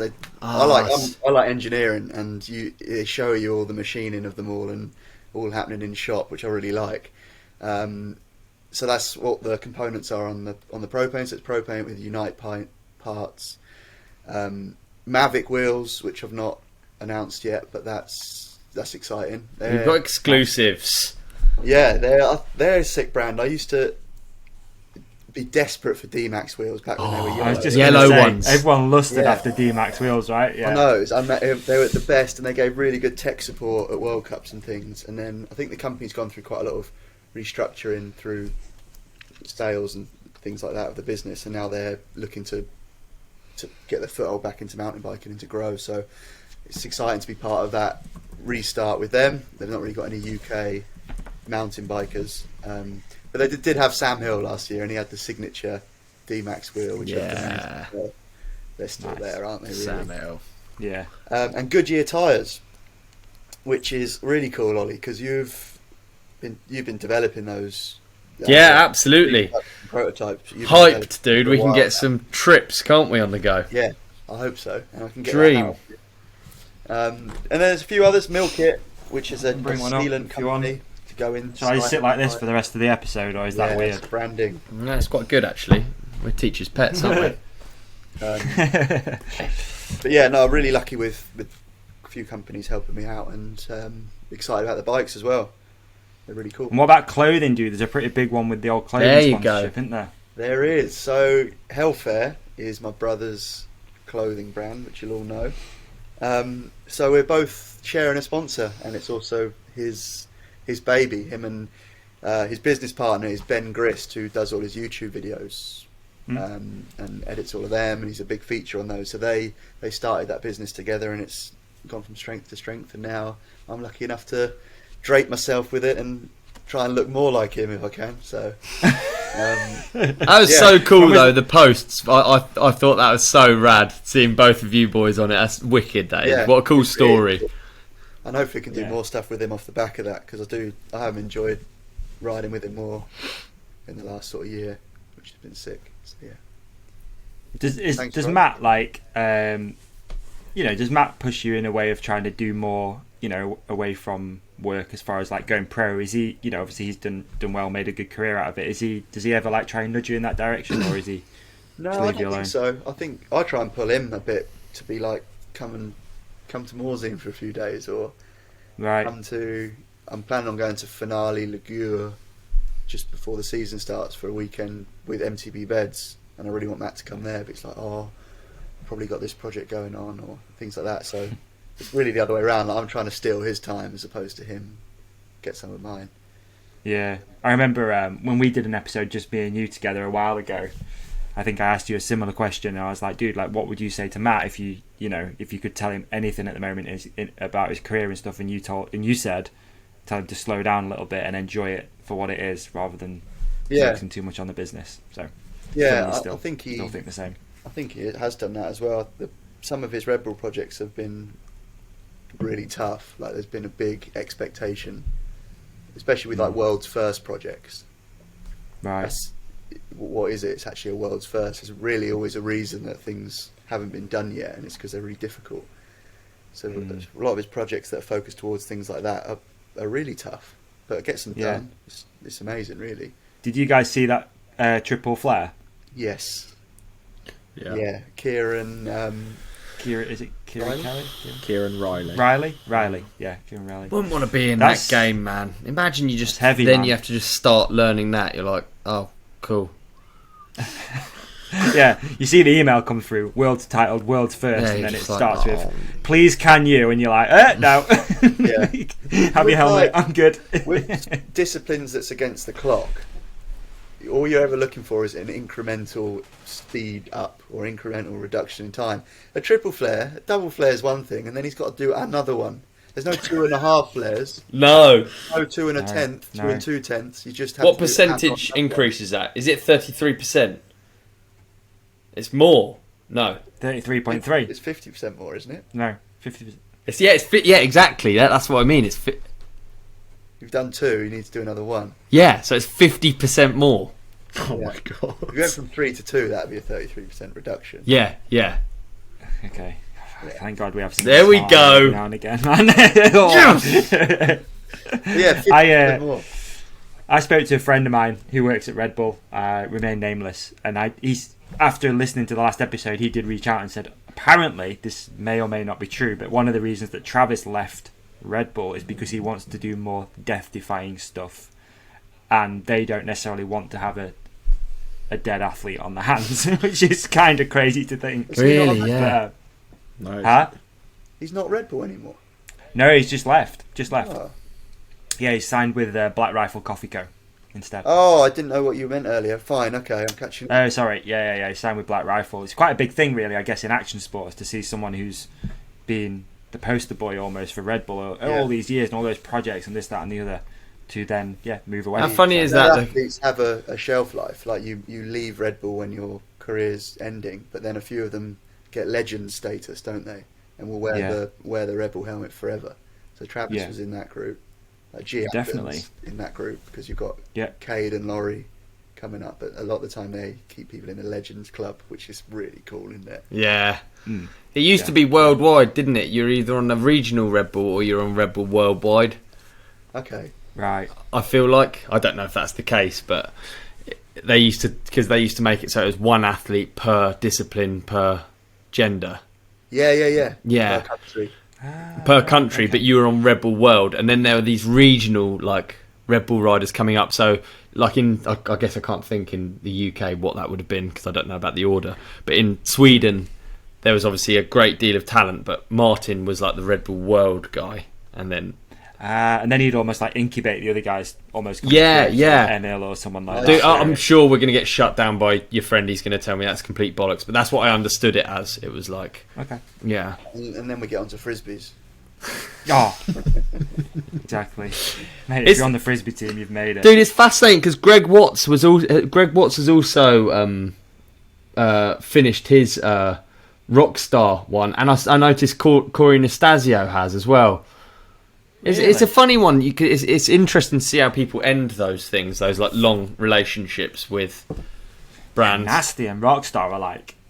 Yeah, not anymore, dude. Right? Not anymore. Yeah. You see the BMXer? Yeah. My brother showed me his post that he did. Did he? Yeah, there you go. Matt's a big fan of his. Yeah. It's pretty gnarly, isn't it? Point, isn't it? I mean, I haven't seen it. It's strong. It's aggressive. Yeah. Is it really? And I said to Matt, oh, that's really bad, isn't it? And he's like, no, that is him all over. Yeah. Yeah. Yeah, it's insane. And the same for Greg Watts, actually. Greg had a bit of a... Actually, I don't know. Greg's was pretty measured. But it had a bit of a, dig at the end for it. It's tough, though, isn't it? Okay. You can't, you burn bridges, but I don't know. I can't find him on Instagram. I don't know if he's... Corey Nastasio? Yeah, he seems to have disappeared. Maybe it's just... He might have blocked me. I don't know. With CORYNAS.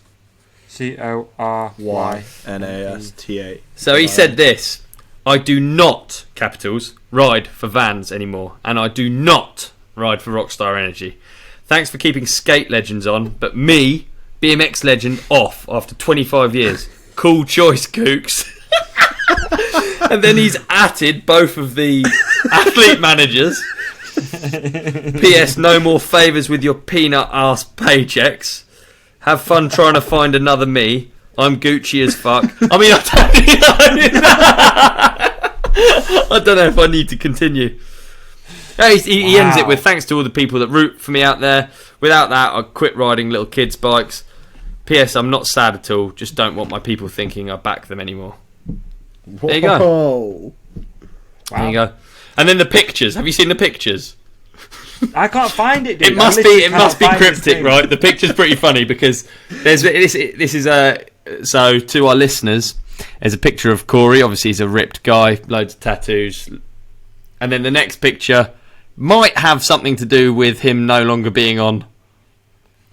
That is a lot. So to our listeners, it is Corey who's tiny in picture, and that is a lot of marijuana being dried. That is a lot of... I mean, it is like a warehouse of marijuana, which is legal in California, where he resides.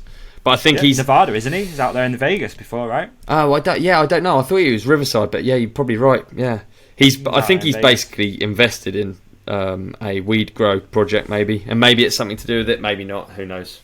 Speculation. One of my former favourite motocross riders, supercross riders, is doing that as well. Do you remember Kyle Partridge? Oh yeah. Yeah, that's what he's doing right now. Ah, there you go. Himself there big you old go. Warehouse full of plants. Maybe that Miracle Grow thing could come through, man. We'll hook it up. I'll be up for that Miracle Grow helmet. That'd be sick. Yeah, man.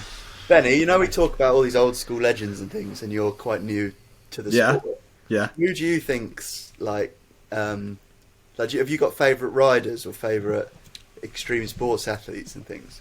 Because ours are quite old good and question. old They're just leaving brands left, right, and centre. They're just getting old. like Ollie, you're a massive Steve Peat fan, aren't you? And I was a bit. Oh man, yeah. And we used to always say this. I was like a bit late to the party with that, so mine was like Sam Hill and then Brendan and that sort of era. Yeah. Closer, but I don't know who Benny's is going to be. It'll be interesting. I guess I'm legally obligated to say Bren and Ollie to start with. Yeah, right. Yeah, but yeah, right. I don't believe it for a second. You see, the thing is with Benny, which is kind of unique, is you've come in a weird space, haven't you, into the sport? Because not many people just all of a sudden work with these people. You know? No, it doesn't happen. It's brilliant. No, it's quite a rare. It's kind of cool. And also, like mountain biking's like really widely accepted now. And it wasn't for very many years, arguably the decade prior to this. So, and it's only just becoming a bit more normal and a bit less fringe. Which is sick to be in it when it's sort of really of the now. Yeah, good for you, mate.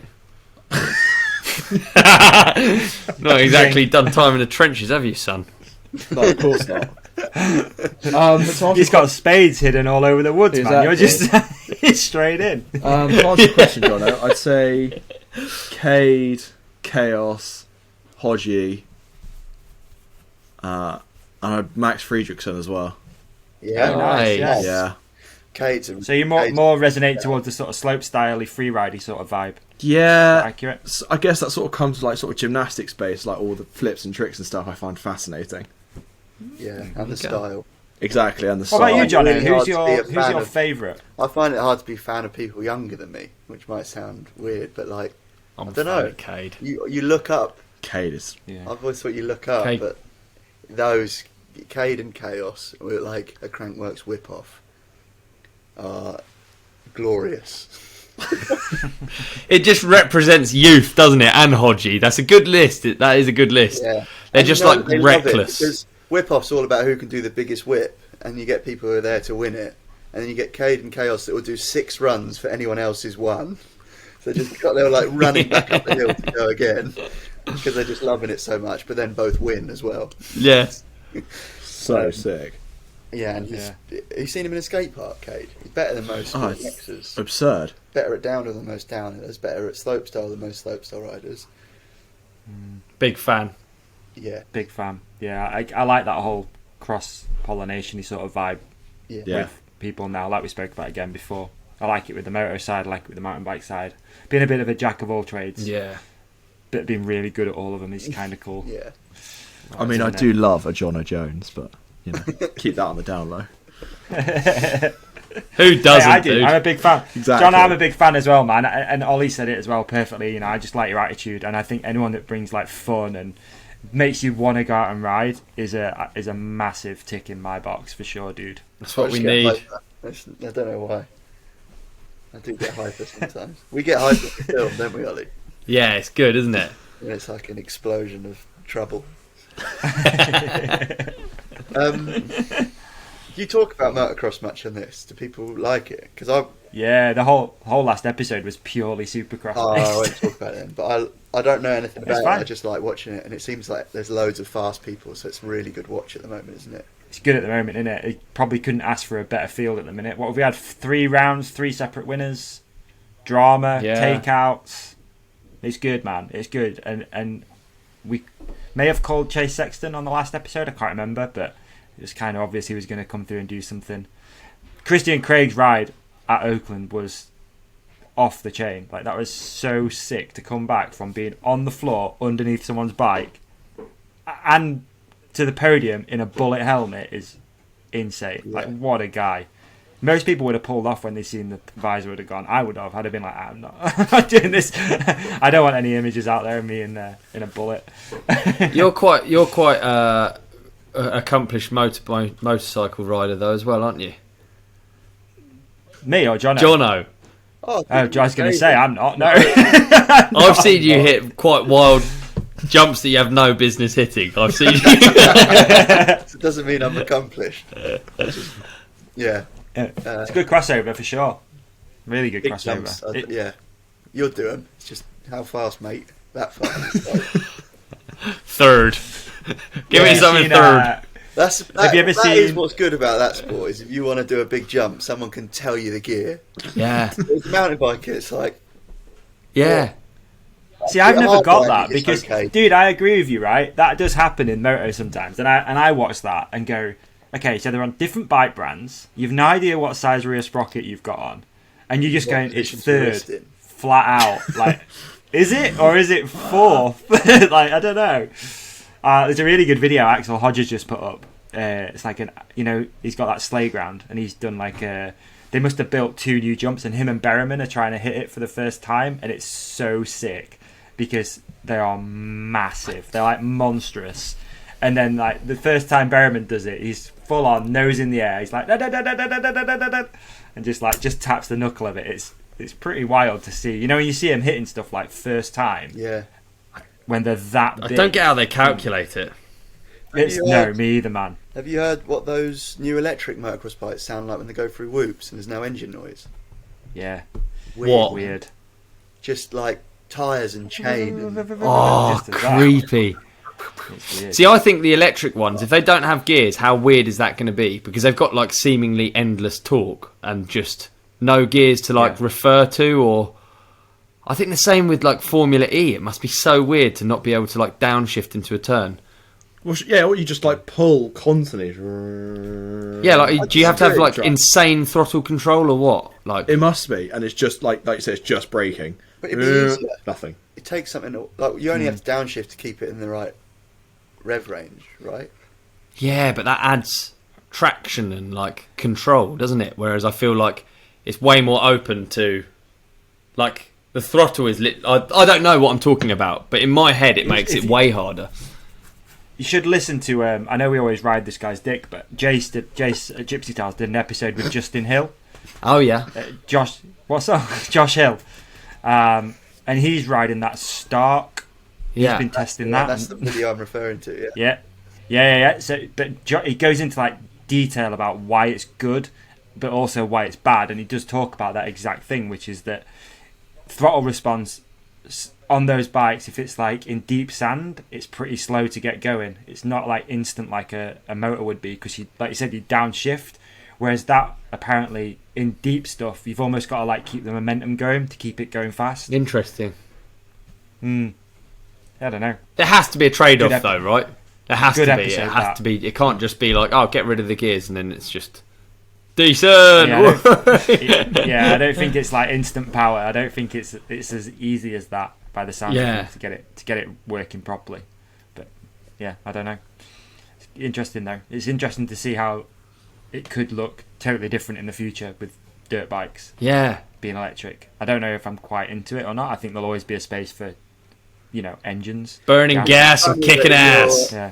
If you're in a stadium watching Supercross, you could be like, wanker, and the rider there's no engine noise. And imagine you could hear people going through the whoops, and you can hear them like this. And then up the triple like this. Oh god. First lap, when there's 20 of them in the woods.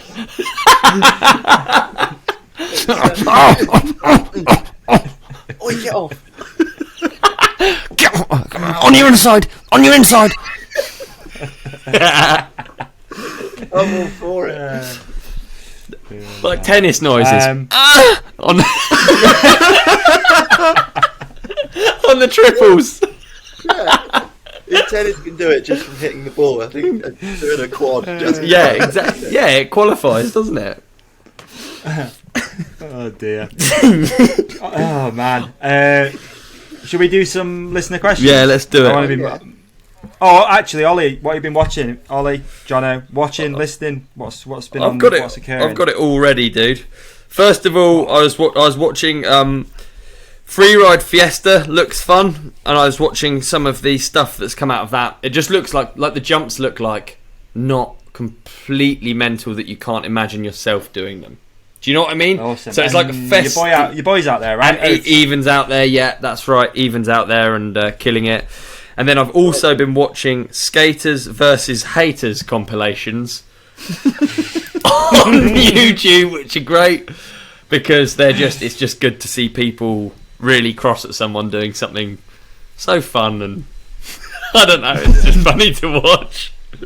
Jono, have you got any of watching things? I watched Gangs of London, Oh, that sounds good.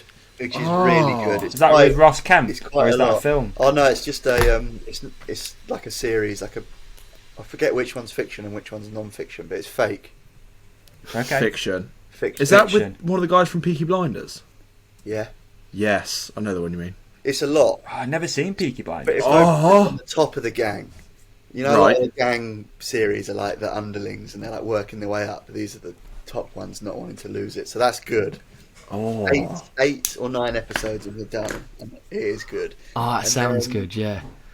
The only thing I watch on YouTube is a channel called Exposed, and it's just a gambler that does like $1,000 slot machine spins.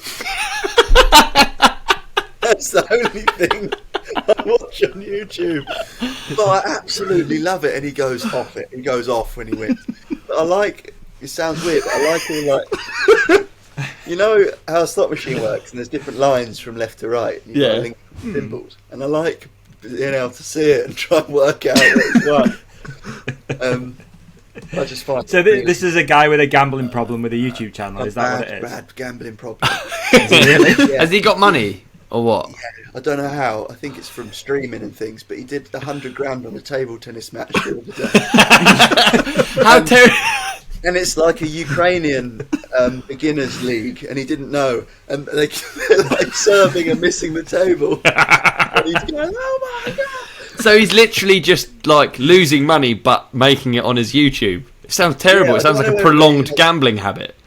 He I can't. feel like it's a good business model. Dude, his though. You have a good his YouTube thumbnails are channel, which insane. is generating money, and then you just Yeah, keep until his putting it camera into- runs out of battery, and then he's fucked. Yeah, he won 5 million in one I watched Oh He no! won on 5 a slot machine. and didn't retire. He's got a gambling problem. Big time. He's still chasing that dragon for the 8 he lost It's- before.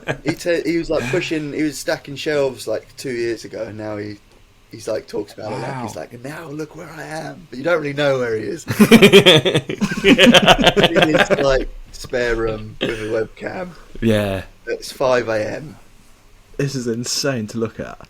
But he like rings his Oh, mum. that's a good one. When he man. wins loads, he like rings his mum. He's like, Mum! How have you found that? That's so good. I'm writing it down now. I've got it. I'm writing that down. That's my evening sorted. Exposed with an X, not E. Okay, so you missed the E off. We'll put a link above. I'll put a link. I think so Chopper people wants can to watch do it it. as well. Oh, brilliant! You know it's good. Then you know it's good. Because he loves That's this. funny. He loves the ferry slot machines, doesn't he? he does. He's that guy. Yeah. Allegedly. My brother says he does. No, he's that guy. I watched a documentary that people might enjoy. If you're into sort of thing, it's called Punk in Drublic. And have you guys used to listen to a little bit of punk rock from the old like moto and mountain bike movies, stuff like NoFX and Bad Religion and stuff like that. But I don't know if it's your sort of thing. I know Ollie's more hip hop, but anyway. So basically, NoFX put together this sort of like a festival, but they ban young people, so you've got to be 21 and over, and it's free beer. And then they have 5 bands, and it's all these like old school punk bands that play, and it's like it's a nice chill atmosphere rather than it being a sort of free for all of kids just getting wasted. You've been watching that in real life, or Yeah. like actually And what do going you to mean the in real events? life? Oh no, sorry, no, just watch. It's on YouTube. It's called Punk in Drublic. It's a documentary. Pumpkin I see. Drublic, like it. Punk in Drublic. Yeah, it's decent. I quite enjoyed it. And then I've got a good listening to as well, actually. One of my favourite artists, personally, a Meat guy Loaf. called Yellow Oh. Wolf. No, it's Yellow Wolf, actually. Imagine, I should have done a Meat Loaf one, really, eh? I did a Meat Loaf one instead. You could do. I mean, Huh? if you, I don't. Yeah, I do. No, I think you've done Yeah, enough. all right. I've done Meat enough Loaf. man. Did a whole video about riding for Meat Loaf. I mean, it's the Yeah, gag is true, good. yeah. And also, what I didn't do, which I was going to do yesterday, and I'm so glad I didn't, because it would have been kind of silly. As my mum's partner's got a Dracula costume, which is what Meat Loaf used to He did, wear. didn't Like he?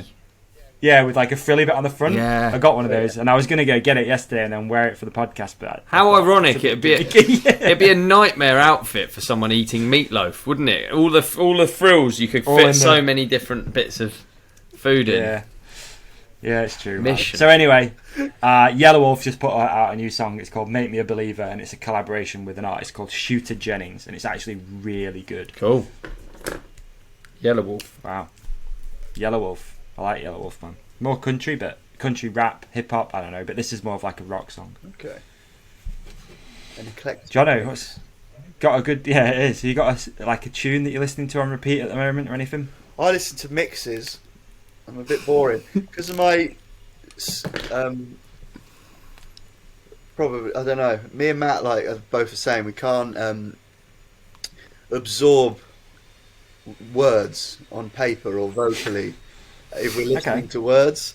When we were revising, like for GCSEs and when I was at uni, I couldn't listen to music because I'd read calculate the residual bend in this beam, and all I'd hear was my girlfriend and your, and How the hell I'll be gone. so we'd always listen to like either drum and bass, or the other end of the spectrum would be absolute like classical music, like Hans Zimmer soundtracks and things. Oh wow! Anything without verbal words. That's all I listen to now is like those two extremes.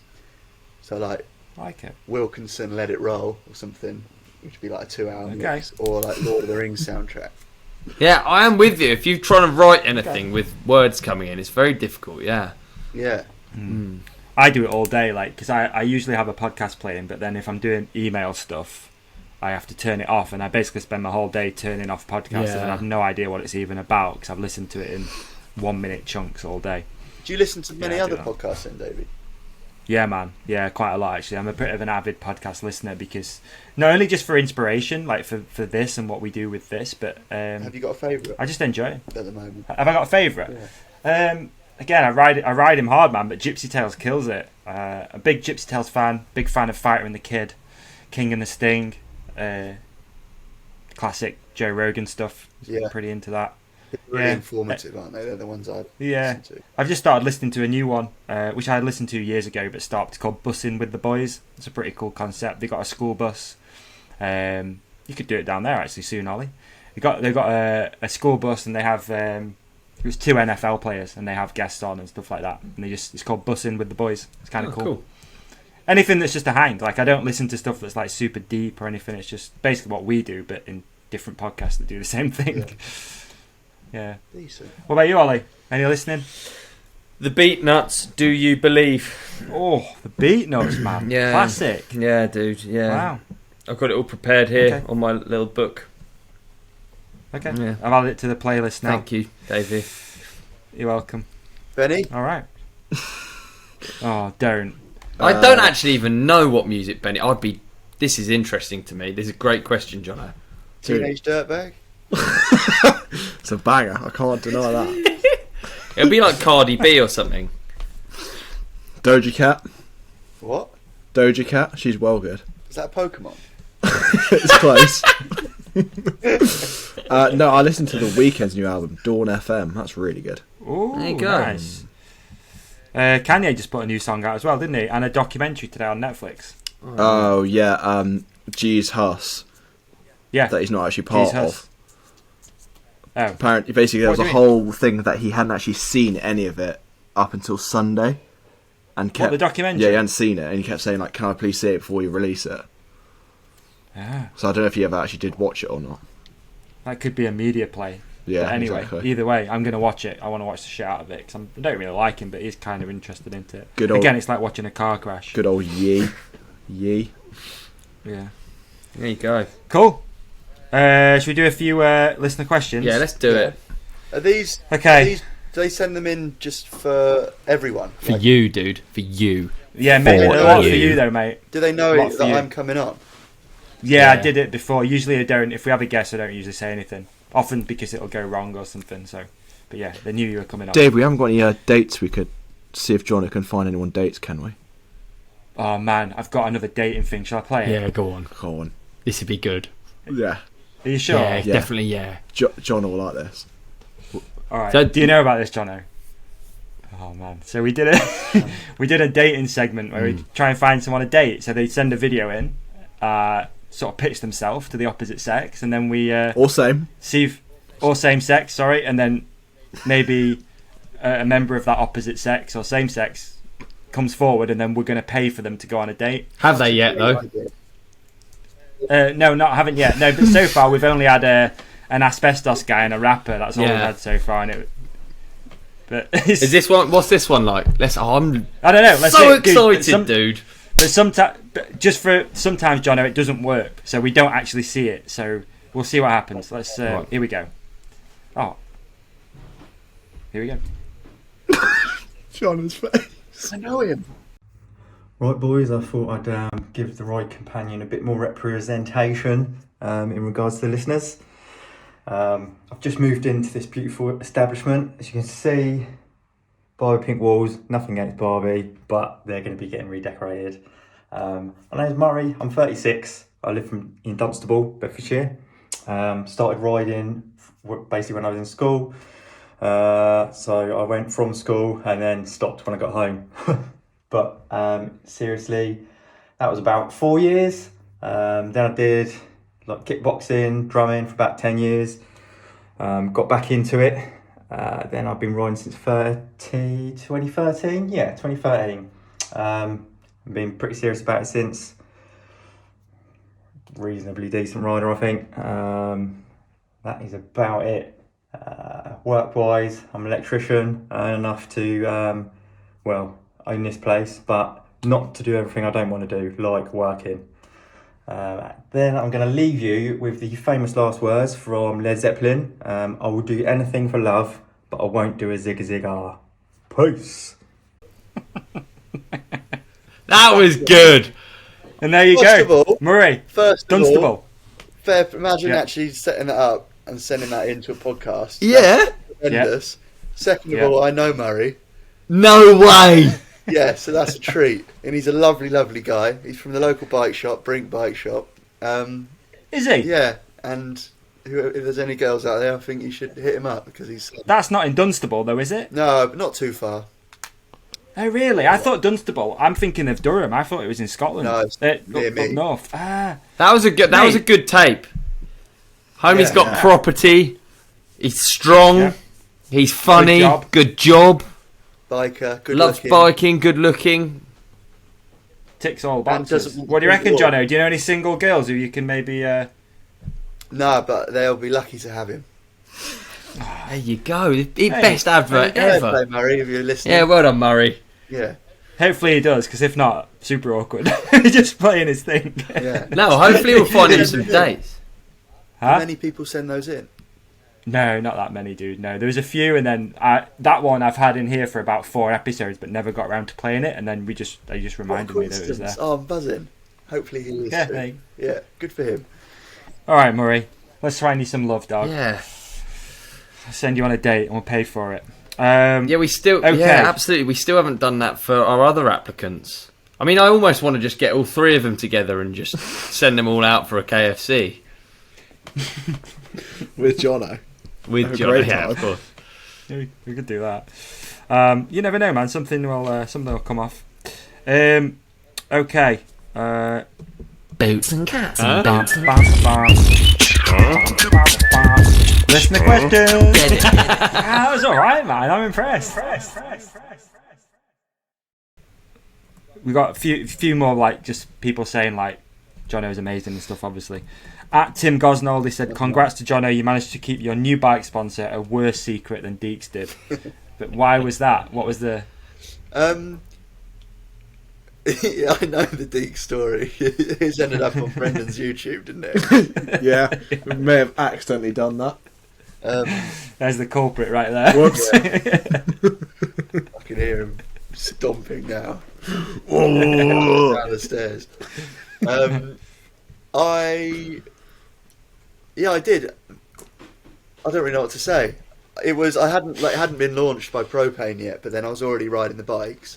And then there was a big ride day, a Brink ride day that me and Matt went to. So a lot of people saw the bike, and then did a YouTube Hellfair thing with Matt. More people saw the bike, and then Propane said we're going to launch in 2 weeks' time or something. But I requested to bring it forward because it's not like a team ride. Like I said, there's lots of individual sponsors, and you promise them, right, we're going to go live on January the 1st. But if that's a component sponsor or brakes or tyres or whatever it is, and I can't show the frame, it was quite difficult. So they agreed to bring it all forward, and yeah, there was somewhat of an overlap. But never mind. It is really difficult though, isn't it? I've got a secret bike here behind me, and I've had it for so long, and I can't show it. And I know it's a nice problem to have, but it's frustrating. It is like you want to like ride it and not worry, don't you? I think the worst thing as well, like with what you do sometimes, Ollie, and probably Jono, is when you go and do like shoots. It's like that Bosch one. You know, we never even spoke about that. You went on it. We couldn't talk about it. We've since never spoken about it, but it was a really sort of cool trip. Do you know what I mean? Yeah, totally, yeah. We just, like, I always think of that, and like just various projects that go on that you can't talk about until they're released, which is just weird. But it is what it is. It's media, man. Totally. Media it is. There's a good one here. Jono, has Matt ever lent you the Hurricane to take a girl out on a date? No. I can't drive fast cars. A guy called Toby let me drive his M3 once. Yeah. And I went about 100 metres in it. And it was so fast, and then that's it. I've never done fast cars. I've never driven one more than a mile. So Matt won't let me drive his, basically. And now he's got that aerial Nomad. Have you seen that? Like a little buggy. And he took me out in it, and it's an absolute joke. It is really mental, that thing. It's got a winch on the front, so you can just crash and winch yourself out. And winch yourself out. But I realise you have to go into the hedge backwards, don't you? You go forwards, you can only winch yourself further in. Yeah. You could winch yourself around a pole or something, though, couldn't you? Yeah. Just scrape it. So no dates and cars. Wouldn't want to be with a girl that likes cars anyway. There is a question here, but I can't find it. But I saw it before. It said something along the lines of, "Everyone knows what cars Matt drives. What do you drive?" A 56 plate Golf, VW Golf, and the VW badge on the front's upside down, which I really like. I don't know what it says. MN. I had a van that it was Dad's, and he'd let me use it for races and things, and I'd use it more and more. But he sold it, so I'm in the Golf, and I like it. Good hamper. You're not living in London anymore, then? No, I've moved home. Oh, cool. Oh, yeah, because obviously in London there is no need to have a car, right? Yeah, exactly. The work from home thing meant I was home more and more, and then my flatmate Adam moved in with his missus, so I didn't want to move in with a stranger, so I came back. But then I think we'll be back in the office full time in a few weeks/months, so I'll probably look to get back down there. Nice. Been good being back though. It is Stim. Jono, is it true that you used to ride downhill because you didn't want to dig at Woburn? I'll ride anything if it means not digging. Anyway, there was always digging opportunities, and I frequented the hills because they were the furthest from there. And then I did migrate back to the jumps when they were built and ready to go. Yeah. I've never at least you're honest about it, man. I think a few people skirt around that, like, I did an hour. It's like, nah. I have done a bit in the past. We're really lucky where we live as well, because it's all sand. You can dig fast, really, really fast. But it's still not good enough for me. I didn't do any.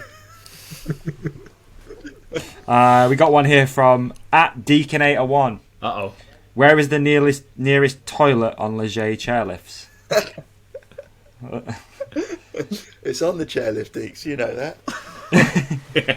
Next question. I've seen the video of that. Alex Raymond, how much money would you milk a cow for with your mouth? I mean, I'd do it for free. Yeah, I think I would as well. It'd be quite good to have it straight the from same stuff, aren't you? Straight from the source. As long as it's a cow, not a bull.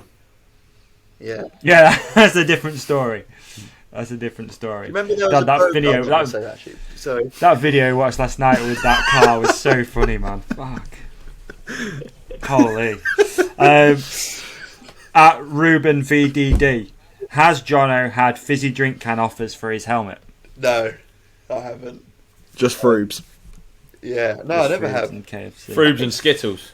Skittles. It is. We spoke about it loads, haven't we? About fizzy drink helmets. It is. If you have one of them, then it's like a sign that you've done really well, which is interesting, isn't it? Did it have to be that? Could it have been like bleach brands? Yeah. Imagine drinking bleach on the podium. Not just holding it. Doing a shoey with some Domestos. I saw the owner of Rockstar's yacht in Antibes.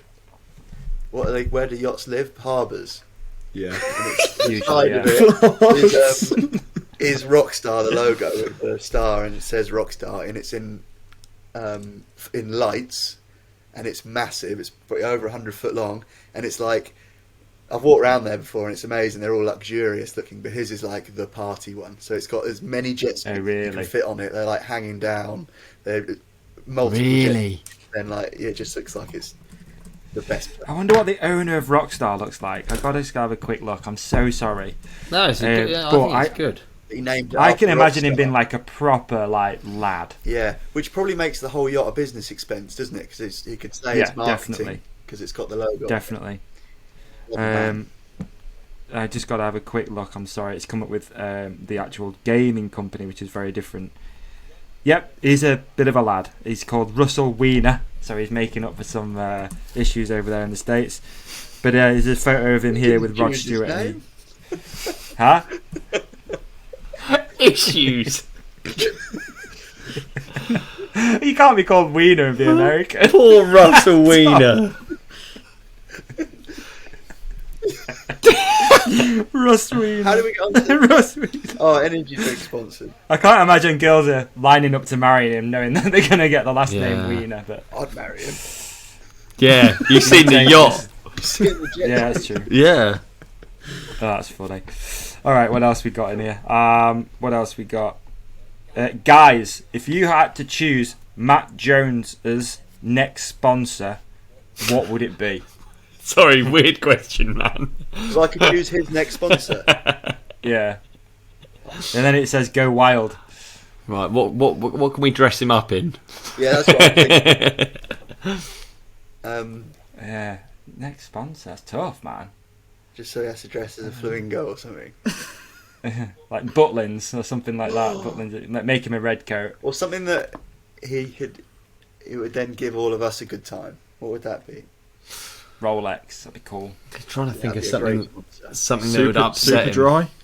Or like, Super dry. remember that water park we went to in Thailand, Ollie, that had the two slides? Yeah, Ones, just that plate, that one that place. centre, and then we can nip back there. That would be good. I mean, what would he do if he was sponsored by like a really nasty car brand? That would be quite an annoying sponsor for him, wouldn't it?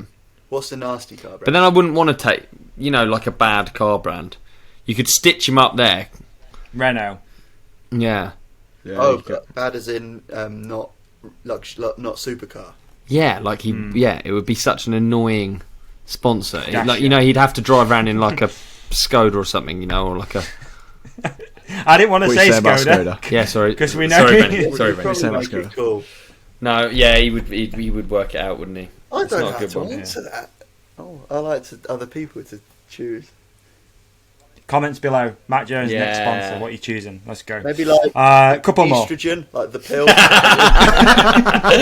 Just estrogen, the hormone.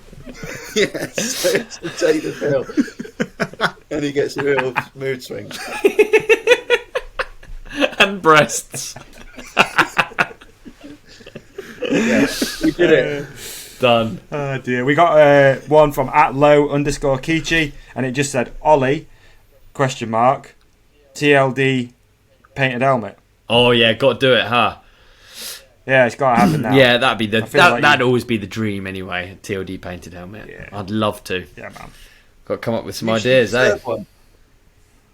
What with estrogen logos on it? No, KFC. I'm not having a custom TLD painted helmet with estrogen on it. Okay, before you remember you got to be in charge of my custom decals and my DMR sled? And it had octopus and squid tentacles all over it. That was so good, wasn't it? And it looked alright. It did. Yeah. Had tentacles all over it. That's funny. What were they drawn on or painted, lad? You do it? Graphics. Graphic designs. Yeah. And then it had this one's a nice. stinker on it as well, didn't it? This one's a stinker. Okay, a couple more. Jono, is Rampage on the horizon for this year? Do you know? Not Rampage, Hardline. Oh, yeah, I'd never do Rampage, to just answer that No. for anyone. I couldn't even stand on the edge of the drops there, could I, Ollie? No, it's horrible, isn't it? Really? Vertical. Scared of heights? I never knew I was, but I had to have three items on the floor at all times, like hand and 2 feet. Yeah. But like I was on a plane. Like, 3 items. it's a joke, that place. I actually can't believe it's allowed. But, Hardlines, I like it because I survived it this year, and that's one of the best days of my life. Was finishing that race. You did well the last year at Hardline. Thanks, Benny. Yeah, that was You did really well. Got down. Yeah. That was one of the coolest things to watch, for sure. Yeah. Thanks. Ollie, I got to talk to you about that. I just reminded myself of something. Cool. Remind me after. But yes, to answer the question, I would. I actually want to Yes. commentate it one day. Would be my one of my dreams. Would be to Yes. commentate Interesting. a big race. That'd be rad. Interesting. not Do you think you danger. could? Would you like to transition into that stuff? Maybe you should start a podcast, dude. I think you'd be, apart from the tech side of it, you'd be great at it. I'd have the chats, but it'd just be on like WhatsApp call, and it wouldn't go anywhere.